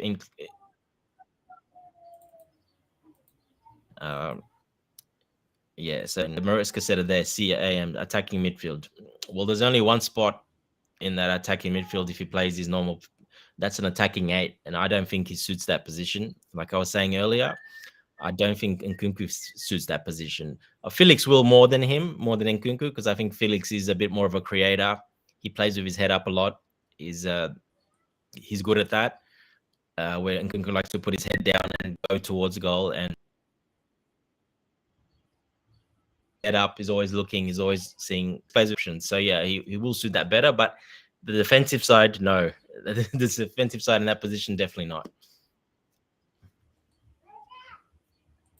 Yeah, I agree with you. Okay, say become Coachella. Yeah, where's Coachella hiding? Seems like Coachella's hiding. It's hiding somewhere. I just want his thoughts about the game. But personally, man, I don't want to complain a lot because at the end of the day, like Enzo Maresca said, we had moments during that game. We had bad moments, we had good moments, but overall, we had a clean sheet and 2 goals. So I'm happy about It's it. a result. We got the result. But yeah, we didn't play the best, obviously. We didn't play the best. Servette are not really a high quality team, to be honest. They played pretty well. They did pretty good, actually, but they're not really a high quality team. Just to give you an example, they lost last week in the Swiss league. They lost 6-0. So yeah, they're not the biggest quality team. They finished 3rd in Switzerland, so they're not like one of the top teams in Switzerland either. But they put a good, and I thought they'll put up a pretty good fight, and they did. But yeah, it'll be hard for them they'll open up in the second leg, and we'll score, I think, more goals in that second leg than we did in this home leg. Okay, Coachella, drive safe, bro. And then AK says, why do you guys think Poch and Maresca play Enzo in a forward role? So something in training, or they are just not understanding how to use him. So Dante, do you want to answer that? Yeah, look, so he came on in that number 8, attacking number 8 position, which was a bit better. Where he played in the first game of the season, he played as a 10, right in behind, very up high up the pitch. I'm not a fan of that because he's got no space to turn. He's got no space to put long balls through. And his game in my opinion, his best game is for a little bit deeper. And when he's got vision, he's got the field. Longer passes are his strength. And you saw that with Noni. He was a little bit deeper.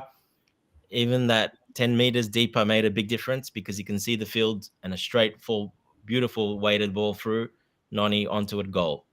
So he needs to play deeper. I'm not sure why that, especially in that first game of the season as a 10. I don't know why there. I think see, every coach is doing this with him. I don't know why. I understand why, because they think he's such a good technical player, such a good passer of the ball. Always his head's always up, always looking, always scanning the field. He can hold the ball to his feet, close, really close. Doesn't lose possession often. But when you put him up more forward, unfortunately, he's a bit more under pressure. His touch struggles because of it, and the players are on him 10 times quicker than they would be when he's deeper. So he hasn't got that time. He's not the fastest player, as in naturally, he's just not a fast player. He's more of a slower player. He likes to take a bit more time, and he likes to scan the field and have a bit of time. He doesn't really have that in that when you got DMs playing against you on you all the time, you don't have that room. So it's very easy to take him out of the game if he plays up forward, up in that 10 position. In that a little bit deeper in the 8 or even deeper, my preference would be more deeper than that, like a deep lying playmaker, like we saw Jorginho, like we saw, players like that. That you don't have the mobility, you don't have that. You don't have that big mobility to just run around like a Kante. So I like to see him deeper as well because he can scan the field a bit more. Beautiful long passes. and then he controls the game. Everything goes through him, and he actually controls the game, and that's what you want from him. I'm sure Maresca will move him there. I think he's tried some other players. He's tried some other things. He'll see that. I hope he sees that. He better see that. I won't be happy if he doesn't. Um, I don't mind as an 8 either, because at least he's a bit deeper, but I don't want to see him more forward of that. I definitely don't want to see him. He's not effective any more forward than an 8. In that 10 position, he's not effective at all. And we've seen him multiple times. And yeah, that's my opinion on it. Yeah, but also to add to that, Dante, this is my opinion, what I see. As much as also I hate it, but again, I think it's got to do with his speed. Remember, for example, if a team are playing counter attack against us, they know Enzo Fernandez won't curse them. But with Moses Caicedo Lavia, since they know that role better, I think they are much quicker to catch the opponent. So I see maybe this the reasoning, but again, I don't like it. If we play the same system, let him play much deeper, and then give another number 8 a box to box role. Yeah, look, exactly what you said, but I would like to see more. Actually, Caicedo pushed. I don't want to see him as a DM. I want to see him pushed up in that box to box number 8 CM. And I think he would thrive there because he can go forward as well. I don't want to see him just sitting deep. Deep, I think the best player, Enzo can do that Exactly. deep role. Enzo can do that deep role when we invert. If Fabregas can do it, if Jorginho can do it, and we invert like Vega or left back into the midfield to help him to be there for that reason, there is no reason why he cannot play that defensive midfield. I'm certain of it. He's perfect for that role, that deep lying register playmaking role. If he's got someone next to him to help him, just in case he loses the ball, which doesn't really happen too often, but defensively, I'm talking about. If someone else loses the ball, or even he loses the ball, someone at least you've got that inverted midfield. You got someone there that can chase like a Cucurella. He's very quick, very straight away onto someone.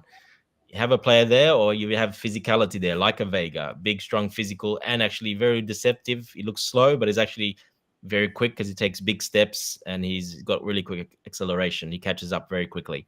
So if you have someone playing next to him really good like that, I would rather prefer that than having Caicedo and Lavia back there. I do not like I just don't like two defensive midfields in a team. I've never liked it. I hated it under Poch. I don't like it. I think it cost us a lot of games, especially against the low block teams, where we kept having two defensive midfielders. What for? We're playing against not good teams. We don't need two defensive midfielders. I just don't see the point of having two.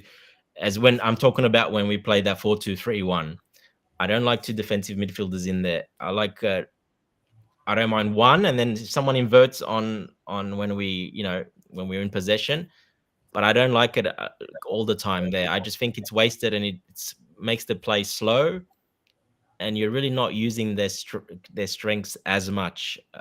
Lavia has got that fitness, so can Caicedo. They can, but then they don't get involved as much. They're stuck there in between each other. They just get stuck there, and they just pass sideways to sideways to sideways, not really much forward. So I want us to play with one defensive midfielder only if we can, or Enzo there and invert, obviously, to help him when we're attacking and stuff. So on for counter attacks. Otherwise, I really don't want to see. Yeah, I don't want to see two DMs. I don't want to see two really talented players playing there. But that's just my personal opinion, like how I like a team to be set up. Yeah, I agree with you. Like for example, when we play against low blocks, I don't want to see Enzo, Lavir, Moses Caicedo, 3 of them playing the game. I don't want that. But maybe, for example, No. the way we play the Manchester City, maybe Liverpool, maybe Arsenal, because they are big teams and we're still building. Maybe against them, I'm okay because at the end of the day, we just want to protect our defense. But against low blocks, don't play 3 of them. It doesn't make sense. But it still So, doesn't protect. Playing them two there doesn't protect. Why? Because then there's such a big space from midfield to the forwards.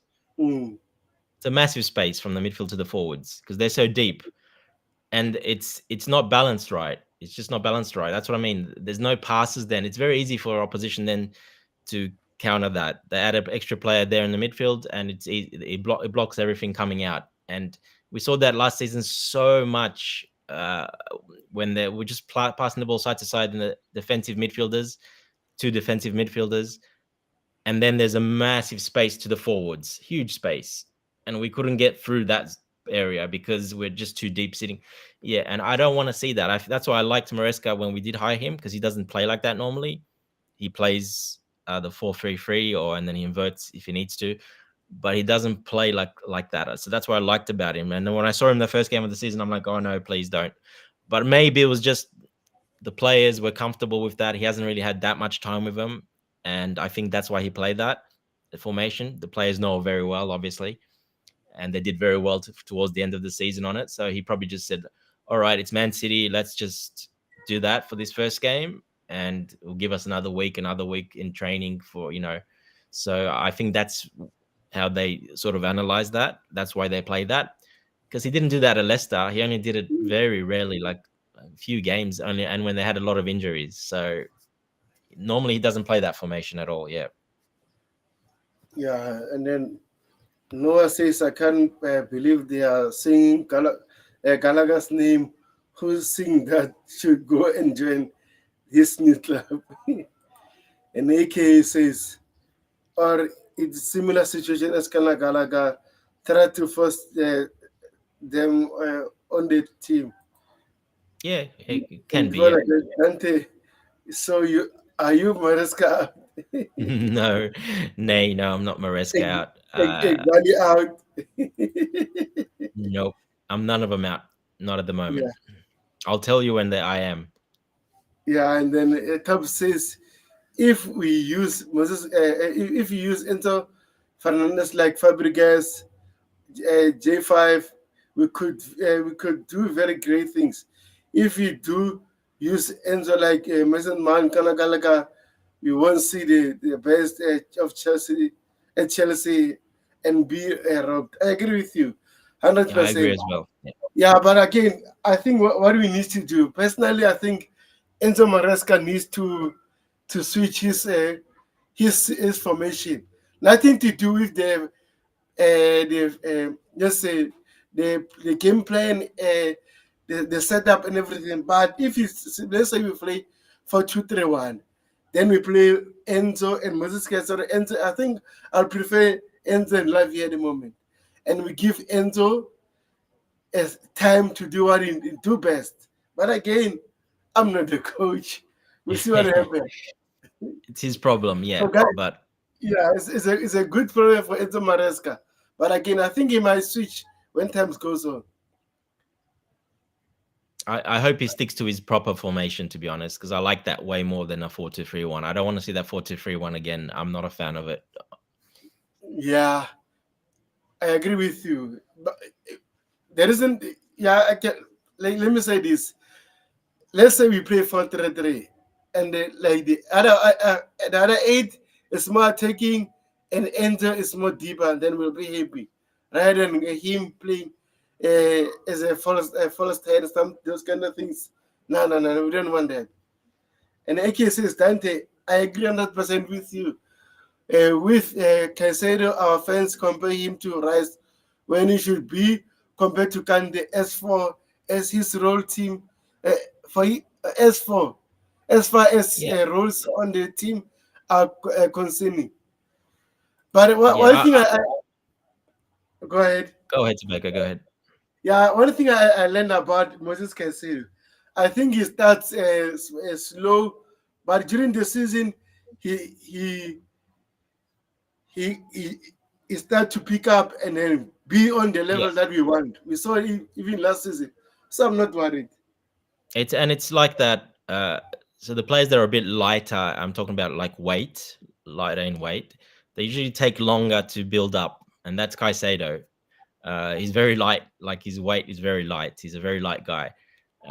He's got great stamina, can run, but he starts off slow. And most players that have got really low weight, that's just how it is. They build up throughout the season, and then they're very good. They become a Kante basically, and you saw that from Caicedo last year. Build up, build up, build up. The last 15 games, 10 games, he was like a Kante, running all over the place. But exactly what Tope said there. I want to see him give him that free role, that CM box to box, where he can go, where he plays for Ecuador, where he can go forward, come back, go forward. He can go anywhere he wants. I want to see him that role. I don't want to be him seen stuck as a defensive midfielder. I just don't think you get using him as getting the best out of him there. Yeah, he can do it obviously if you need to, but I like him to have more of a free role and be that number 8 in Maresca's system where it's a CM, the box to box CM, where he can run back and forward and be involved in that. That's where I want to see him. Yeah, 100%. And guys on the chat, please hit the like button, subscribe if you're new. And Tao says this: if we use Cole Palmer like Havertz on the inside, back to back, young player of the year. If you could use Cole Palmer like ZH, let's hope. Let's just hope Gusto become an excellent crosser or a fit regimes. I agree with you. That's why I like Enzo Maresca. I think against Manchester City we played differently, and then on Thursday yesterday we played differently. Against Manchester City we didn't play against. We didn't play with the inverted fullback. Yesterday we played with the inverted fullback. So that means Yep. he's still experimenting a lot. So He is, hopefully get unfortunately. yeah, he's get it. Hopefully he get it right very soon. And Thompson says anything, says great take from the panelists. Love the opinion and the presenting of the show with the live tweets. I appreciate it, bro. Thanks, Tobes. So Big up, buddy. yeah, so what is your thoughts about Kieran and Divisol performance yesterday? Because according to most of football, it says Kieran Divisol registered more chances. I mean, he registered more chances Yeah. creation three more than any other player or for either Chelsea or Servette. So what is your thought Yeah, look, about he this had an role? okay game. Uh, Nothing special, nothing too bad. He had an okay game. Like you said, he created a couple of good chances. He's not really playing in his preferred role either that he played under Maresca. Maresca used him as that attacking aid as well. And I think this game he was more with the box to box aid. So yeah, I think Look, he's still getting into it. He didn't really have the preseason that much. He came late. Obviously, had a bit of an injury as well. So he's still getting into it. Hence, he played this game to get some game time. I think he did some good things, but then a couple of things that I think he's still a little bit nervous. He's still a little bit. Yeah, He's trying a bit too hard.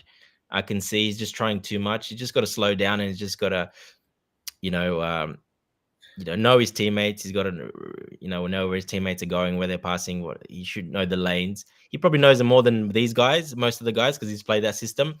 But he's trying a bit too hard, a bit too much. So I think he's done some really good things, like those couple of through balls, couple of nice passes. But then a couple of times he lost the ball and he got caught on possession a couple of times as well. So look, he had a good game, okay game, not too sort of a little bit bad, some really good stuff. An okay overall game, like an average game, nothing too special. But he'll build up. His confidence will get better the more we play, and the more he knows his teammates. That goes for the other players too, but especially him because he knows that system well. Um, like I said, he's not really playing in that system where he normally plays either. So that, he's obviously he can play that box to box CM if he really, if he tries. But I still prefer him in that 8, that more attacking. But it seems like Mariska's going for Nkunku. He had Nkunku there, so yeah. Look, we'll see how he goes. I still have good confidence in him. He's a great player. He wasn't pretty much the best. He was pretty much the best player. Him and Somerville, the best players in the championship, which is a tough league. A lot of games. He was very consistent. He played really well. I just see a bit of nerves and still a bit of, breaking into the team. Just those nerves when you want to prove yourself that look, I'm good enough. Because a lot of people are saying no, he's not good enough. Why did we sign him to Chelsea? It's all over the internet. Like they're doubting. I think that's getting to him. So he just needs to, take it easy, slow down. Don't try to force it. and he'll be just fine. I'm sure he's going to play a big part for us as the season goes on. Yeah, like you said, I think last night he was trying too much. It's like he put a lot of pressure on himself. I think he should have played his game, and he'll do well. But again, just those games. Sometimes your few games under new club, you might have some difficulties. But when time goes on, I think will be a good player for us. And also, I don't care a lot about what our fans are saying on X, saying that, oh, we shouldn't sell Kanaganaga for this guy, blah blah blah blah. At the end of the day, is he at Chelsea? I'll support the guy. And Top says I like current Juicy Hall when he's not a left midfielder or a cam. Anywhere else, as the hybrid with a bit of defensive responsibility suits him so well. Can be a Exactly. relief upon, but with a Felix in front of him. Very interesting comment. And here says Tosin is 6 foot 5, comfortably on and off the ball. Premier League experience, Man City youth development. I don't mind him being our second best right centre back or even study. Bro, I think he played very well yesterday. I think he played very well. Kia He's says, played well. Yeah, he's played well throughout the preseason. He had just probably one game. The last sort of he didn't when he played with Batter Shield that game didn't not the best, but he's actually played very well pretty much preseason. Exactly what he said. I want to see him starting. I have him as my. I would want to see him next to Fofana, them to start. That's what I would want to see. Colwell for me just hasn't done it yet. I don't know. Hopefully he gets better and better, but yeah, Paul will probably start, but you can do that because you can play back three. You can when you change from when the left back inverts, you can play Colwell, Dawson the central, and Fofana the right. So you can do that, no problem. But I really would love to see him start just for his physicality. He's tall, his passing is amazing, especially his long range passing is really. And on the floor, he puts them on the floor, not up in the air, on the floor and really far away, and he really hits through them, so they get there very quick. So I love that about him as well. Now, of course, his aerial battles and he's extremely good in the air. yeah, also here it says Tosin Adebayoyo registered more successful passes, 125 over 133. More clearance 9 and more blocks 3, more than any player against Chelsea in service. Tosin also registered 100% on his successful aerial duels battle. Man, this guy is tall. So don't worry about aerial duels. Don't worry No, about his aerial duel. Don't worry about it. I enjoyed watching him yesterday. So I wouldn't lie. Ah man, my boy, Vega. Vega, I think we talked about him. Ah man, he played very well yesterday. I wouldn't lie. I think will be one of the fan favorite. And also Marco Corella should watch out for his position because this kid is not 20 years old, but he's physically strong. His tackles is clean. Oh my gosh. Says yeah. Renato I Vega don't know about registered. 20, maybe on his passport and his his birth certificate. I don't know. um, He looks so much older, and he's so big, and he's so white. Like he's already he had facial hair for so young. Oh my goodness, yeah, he looks much older than that, but doesn't matter if he's 20. That's good. He's a big guy as well, huge guy. Yeah, look, I like him. At the moment, I would play him over Colwell. I just like the way he plays better. And I would even play him as a center back, as that third center back that can, uh, on the left hand side. I would play him there. I don't mind him. He's not gonna displace Cucurella because Cucurella is just Cucurella is world class at the moment. He really is. Vega still got a long time to go for that, but Yeah. Cucurella is world class at the moment. Especially inverting playing here. He's very good, Cucurella, at the moment. So he's gonna get game time because we're gonna have to rotate.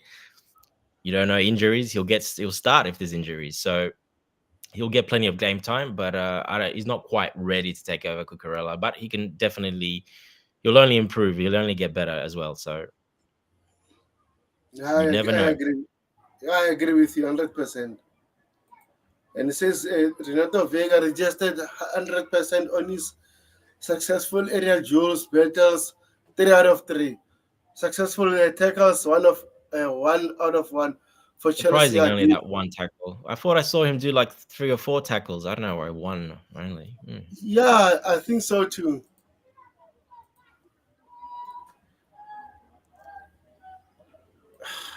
Another boy, Bola. He only spent 30 minutes on the pitch. It says here, Enzo Maresca, not Maresca, oh my gosh. Enzo Fernandez registered 100% on his successful long balls. 2 out of 2, and I am success. Oh, say I. A successful cross, out of one. Inside 30 minutes for Chelsea against Servette. He also created 2 chances, registered 4 successful ball recoveries. I think he played very well, to be honest. But I just want your thoughts about something. Let me see something. I think I want to see this. Philip Jorgensen. Okay. Mm-hmm.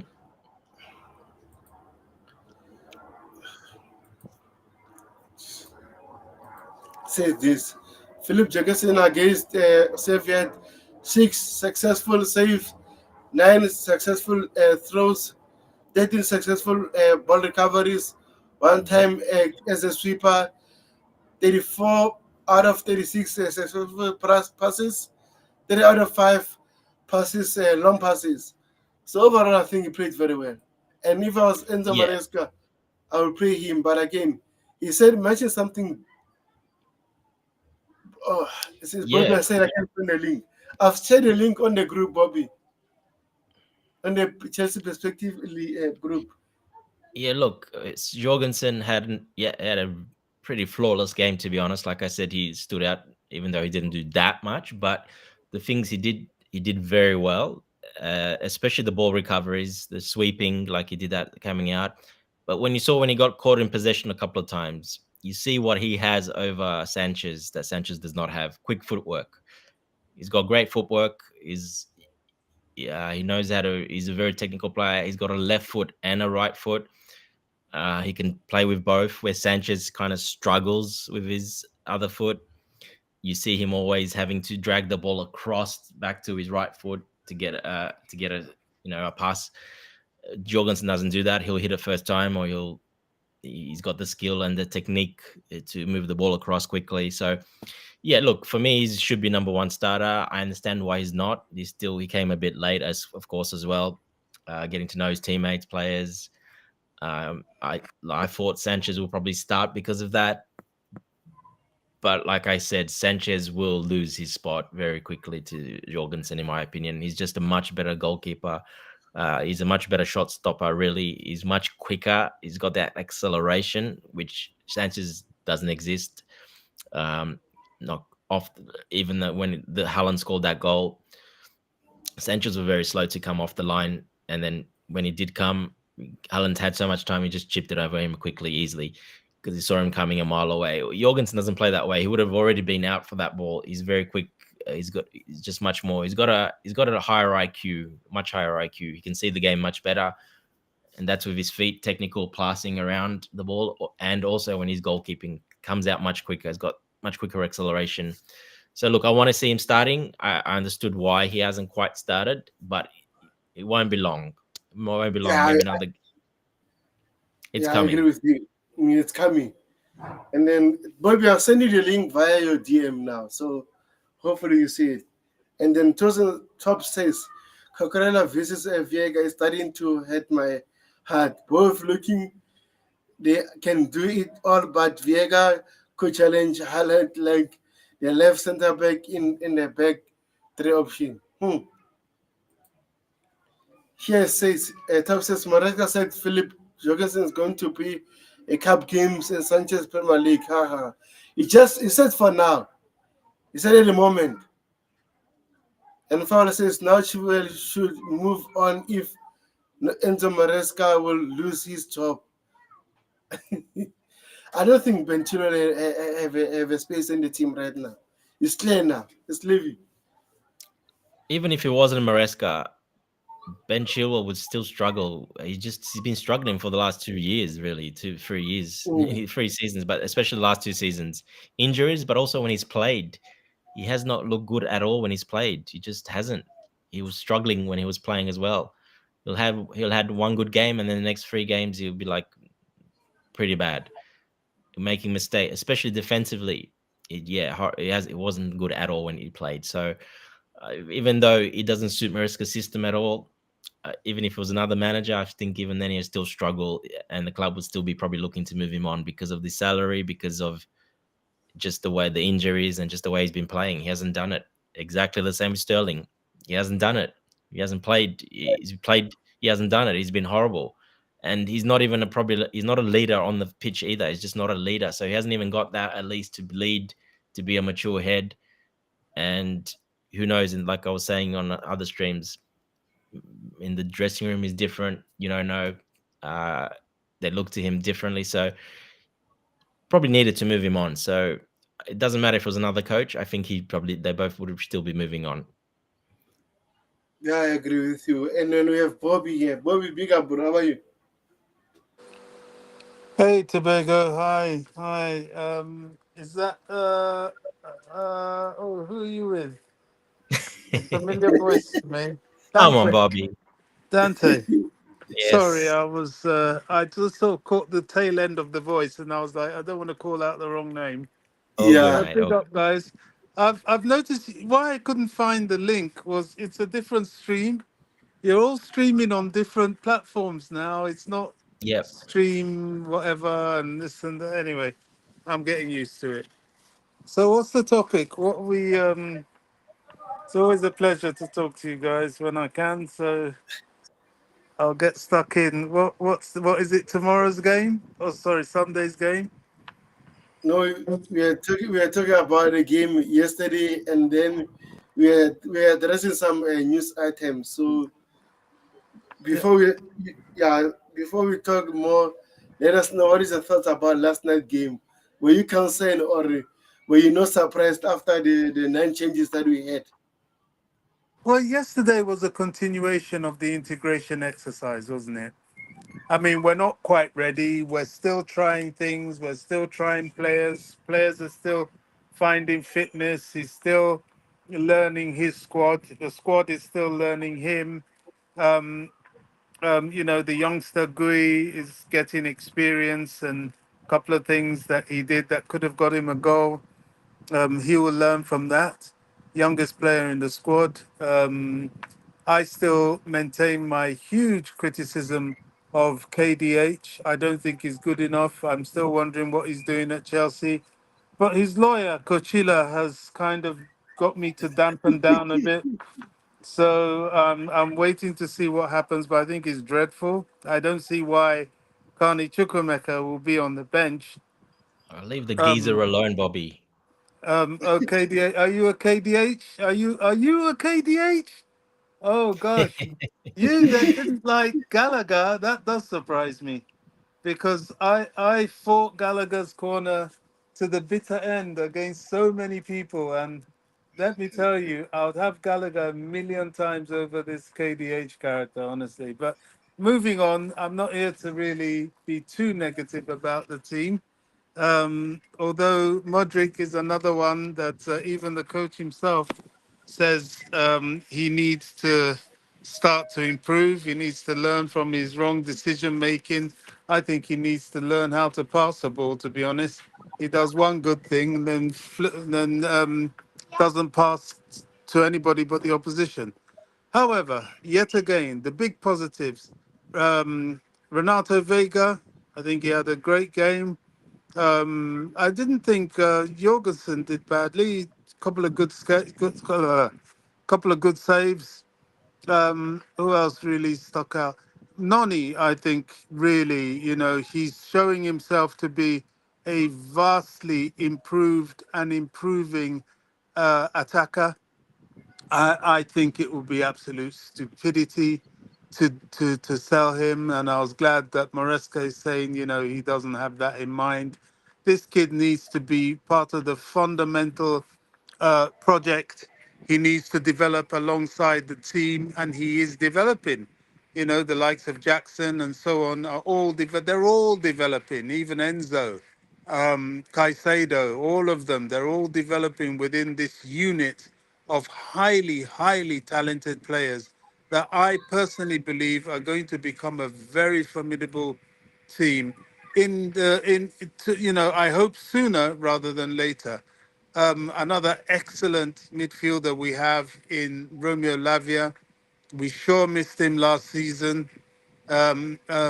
I didn't think Nkunku had a particularly good game, to be honest, but with the sort of quality that he has, you can let that go. Took his penalty well, as usual. There's a lot to look to, to be happy about. Um, what's his name? The new guy, Pedro Neto. Didn't really see much of him, but for a first game, you could let that slide as well. Caicedo, it takes a while to warm up every season, really. He's not yet ready. Um, Palmer came on, still not yet ready.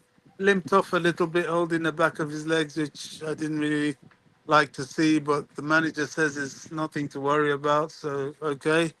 Um, who else? Who else? Who else? Who else? Who else are we talking about? Gusto is Gusto. We know how good he is. I don't really need to repeat that. Oh, Um, he had a bad game. He had a horrible game when he came on. yeah, it wasn't Yeah. by his standards. It wasn't great, but I think that's more to do with fitness than anything else. That was a back-to-back appearance for him, and the muscles, the old muscles, the old rhythm, the old rusting, match compliance is not quite there. Look, I'm not worried about the performance. It wasn't a good performance. We should have done better against that team, but I'm not worried. I'm not surprised either. I know it's going to take us time. I have been, on record said that I don't see this team really clicking or getting things into gear till about November, maybe December. It's going to take time. It really is. There's a lot to do.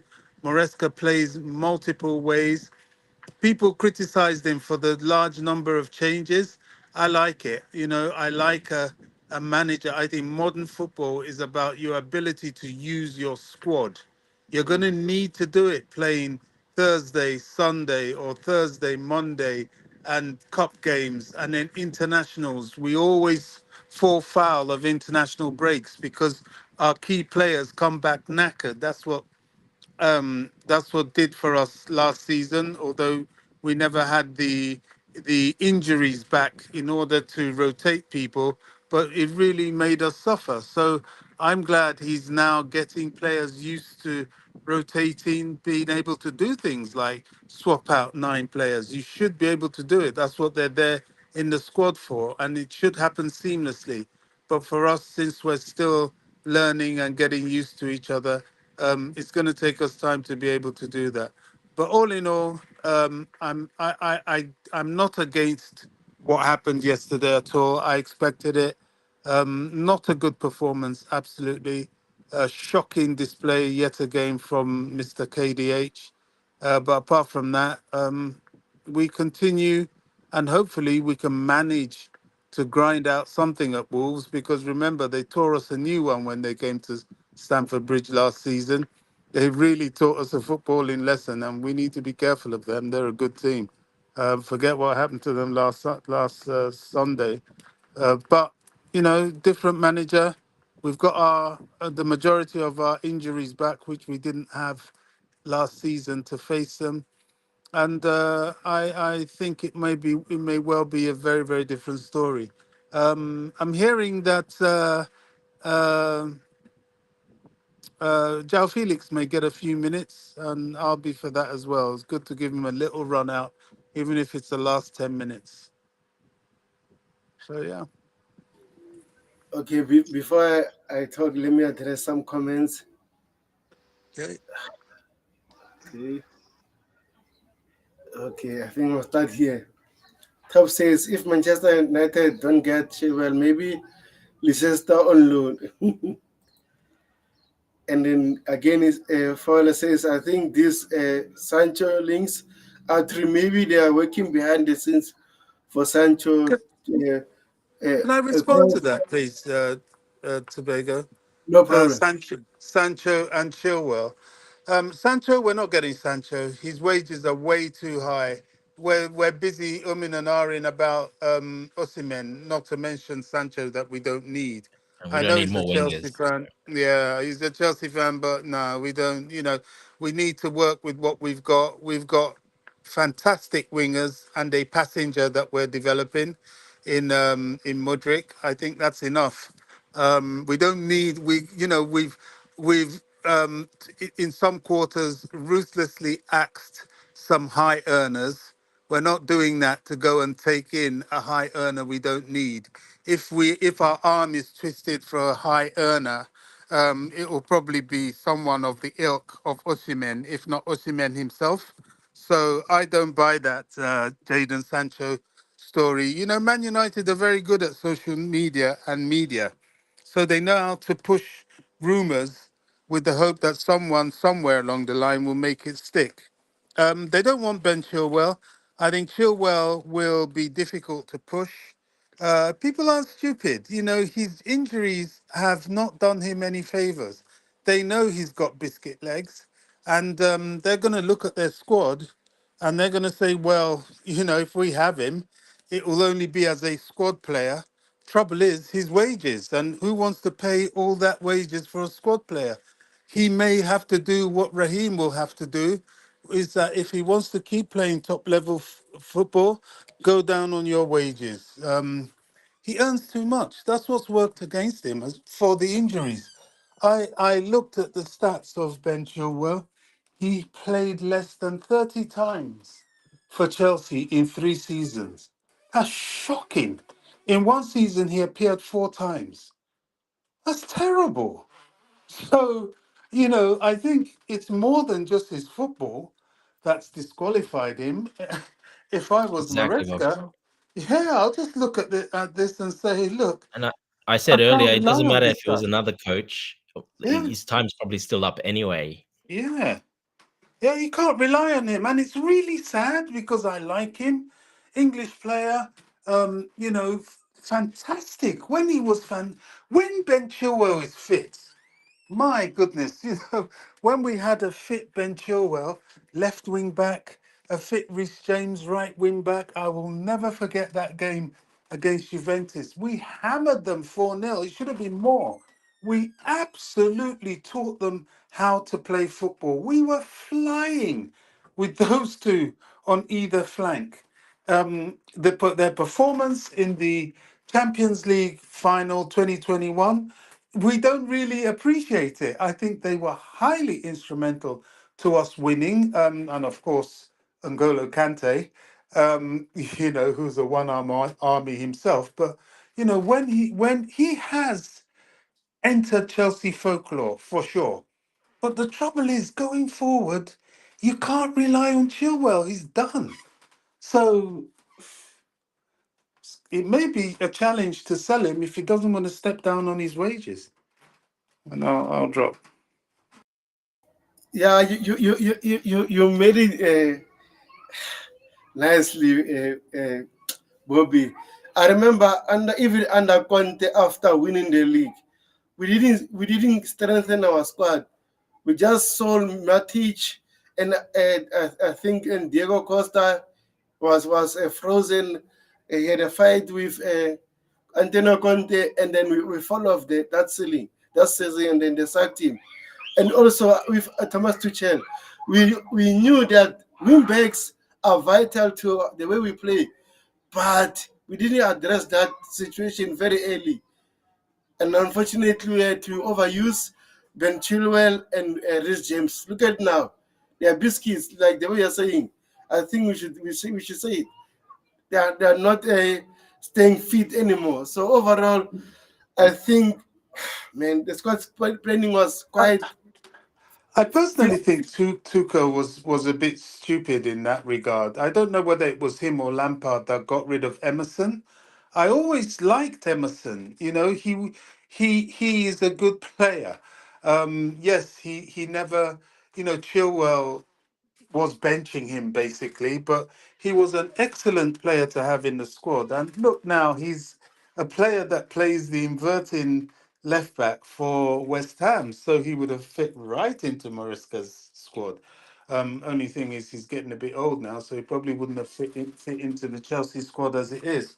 But it was a mistake letting him go with all these problems with Ben Chilwell. He would have been the one that would step up on that side. But it is what it is. What's done is done. Yeah, I agree with you. Let me address the comments. And here says, wow, great news. Estava William in Brazil.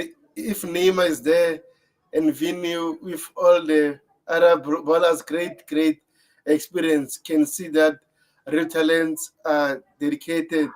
Looks like. And here says Casaday should replace KDH. It says can he deserve his chance? And then Jola says big up Tewoko, big up Dante, I'll play Casaday ahead of KDH for sure. big up Bobby. It says big up everyone on the chat. It says here says, wow, Bobby really knows football, and big up Julius. It says Big up I don't guys. want Sancho anyway. We don't want Sancho. I don't think he'll fit our squad.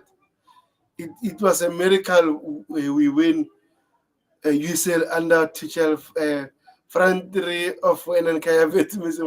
I don't think it was a miracle. I think we played very well. Our defensive structure was solid under Thomas Tuchel, and then no team could break us that time. So I don't want to disrespect Thomas Tuchel. I think we should, if we had better attackers, I think we should have scored many goals. So yeah, let me share this latest news. I think this is interesting news, and we all love it. It says William Estavia has been called up by Brazil national team for the upcoming games in September. Ah man, great news, great news. But again, will he start? I don't know. It's all about getting experience. Yeah, it's good. Very good experience. Yeah, it doesn't need to start. He'll be training with them. And he will play a little bit. He'll come on. They're not going to bring him not to play at all. But yeah, it's just the experience of being around those players and seeing how they train, how they work. And yeah, it's great experience, of course.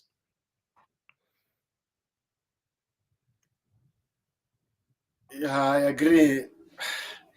Anyway, I think we'll wrap it up very soon because I'm playing another stream with Coachella on the sister channel. Hopefully, you'll set up very soon. So that I will do a stream later on about all European competitions. So I'll wait for him. As soon as I set the stream, we'll be there. So before we wrap up, Dante, anything you want to add that we talked about today? Yeah, no, we've covered everything. Great show.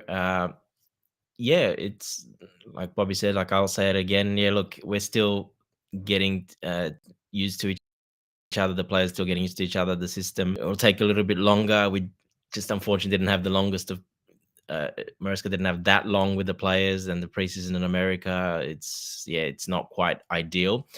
But now being back at Cobham, these weeks important just to get the training right, and we'll get better slowly. We'll get better as long as we still get the results.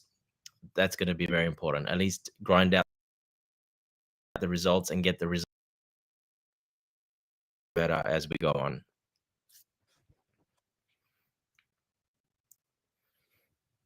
And Bobby, do you want to add something?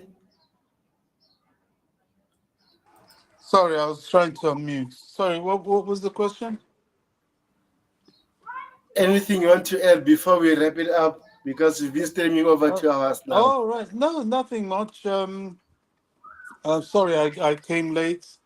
You But came a bit late, yeah, Bobby. I apologize. I only saw it late, I guess. But yeah, what can I say? Sunday is going to be an interesting game, but I'm not expecting us to to be that well-oiled machine, but I am hopeful that the talent we have will pull us through. Yeah, I agree, Bobby. And thank you guys for coming. I think when I shared the first one was, let me check. First one was AKA. We had Fowler here. We had Julius, Tobbs, everyone who was listening. We had Coachella, and everyone who was listening and couldn't comment. It's okay. Next time we would like to hear your input about everything regarding with Chelsea. So see you in the next stream, guys. Up the Chelsea. Thanks, guys.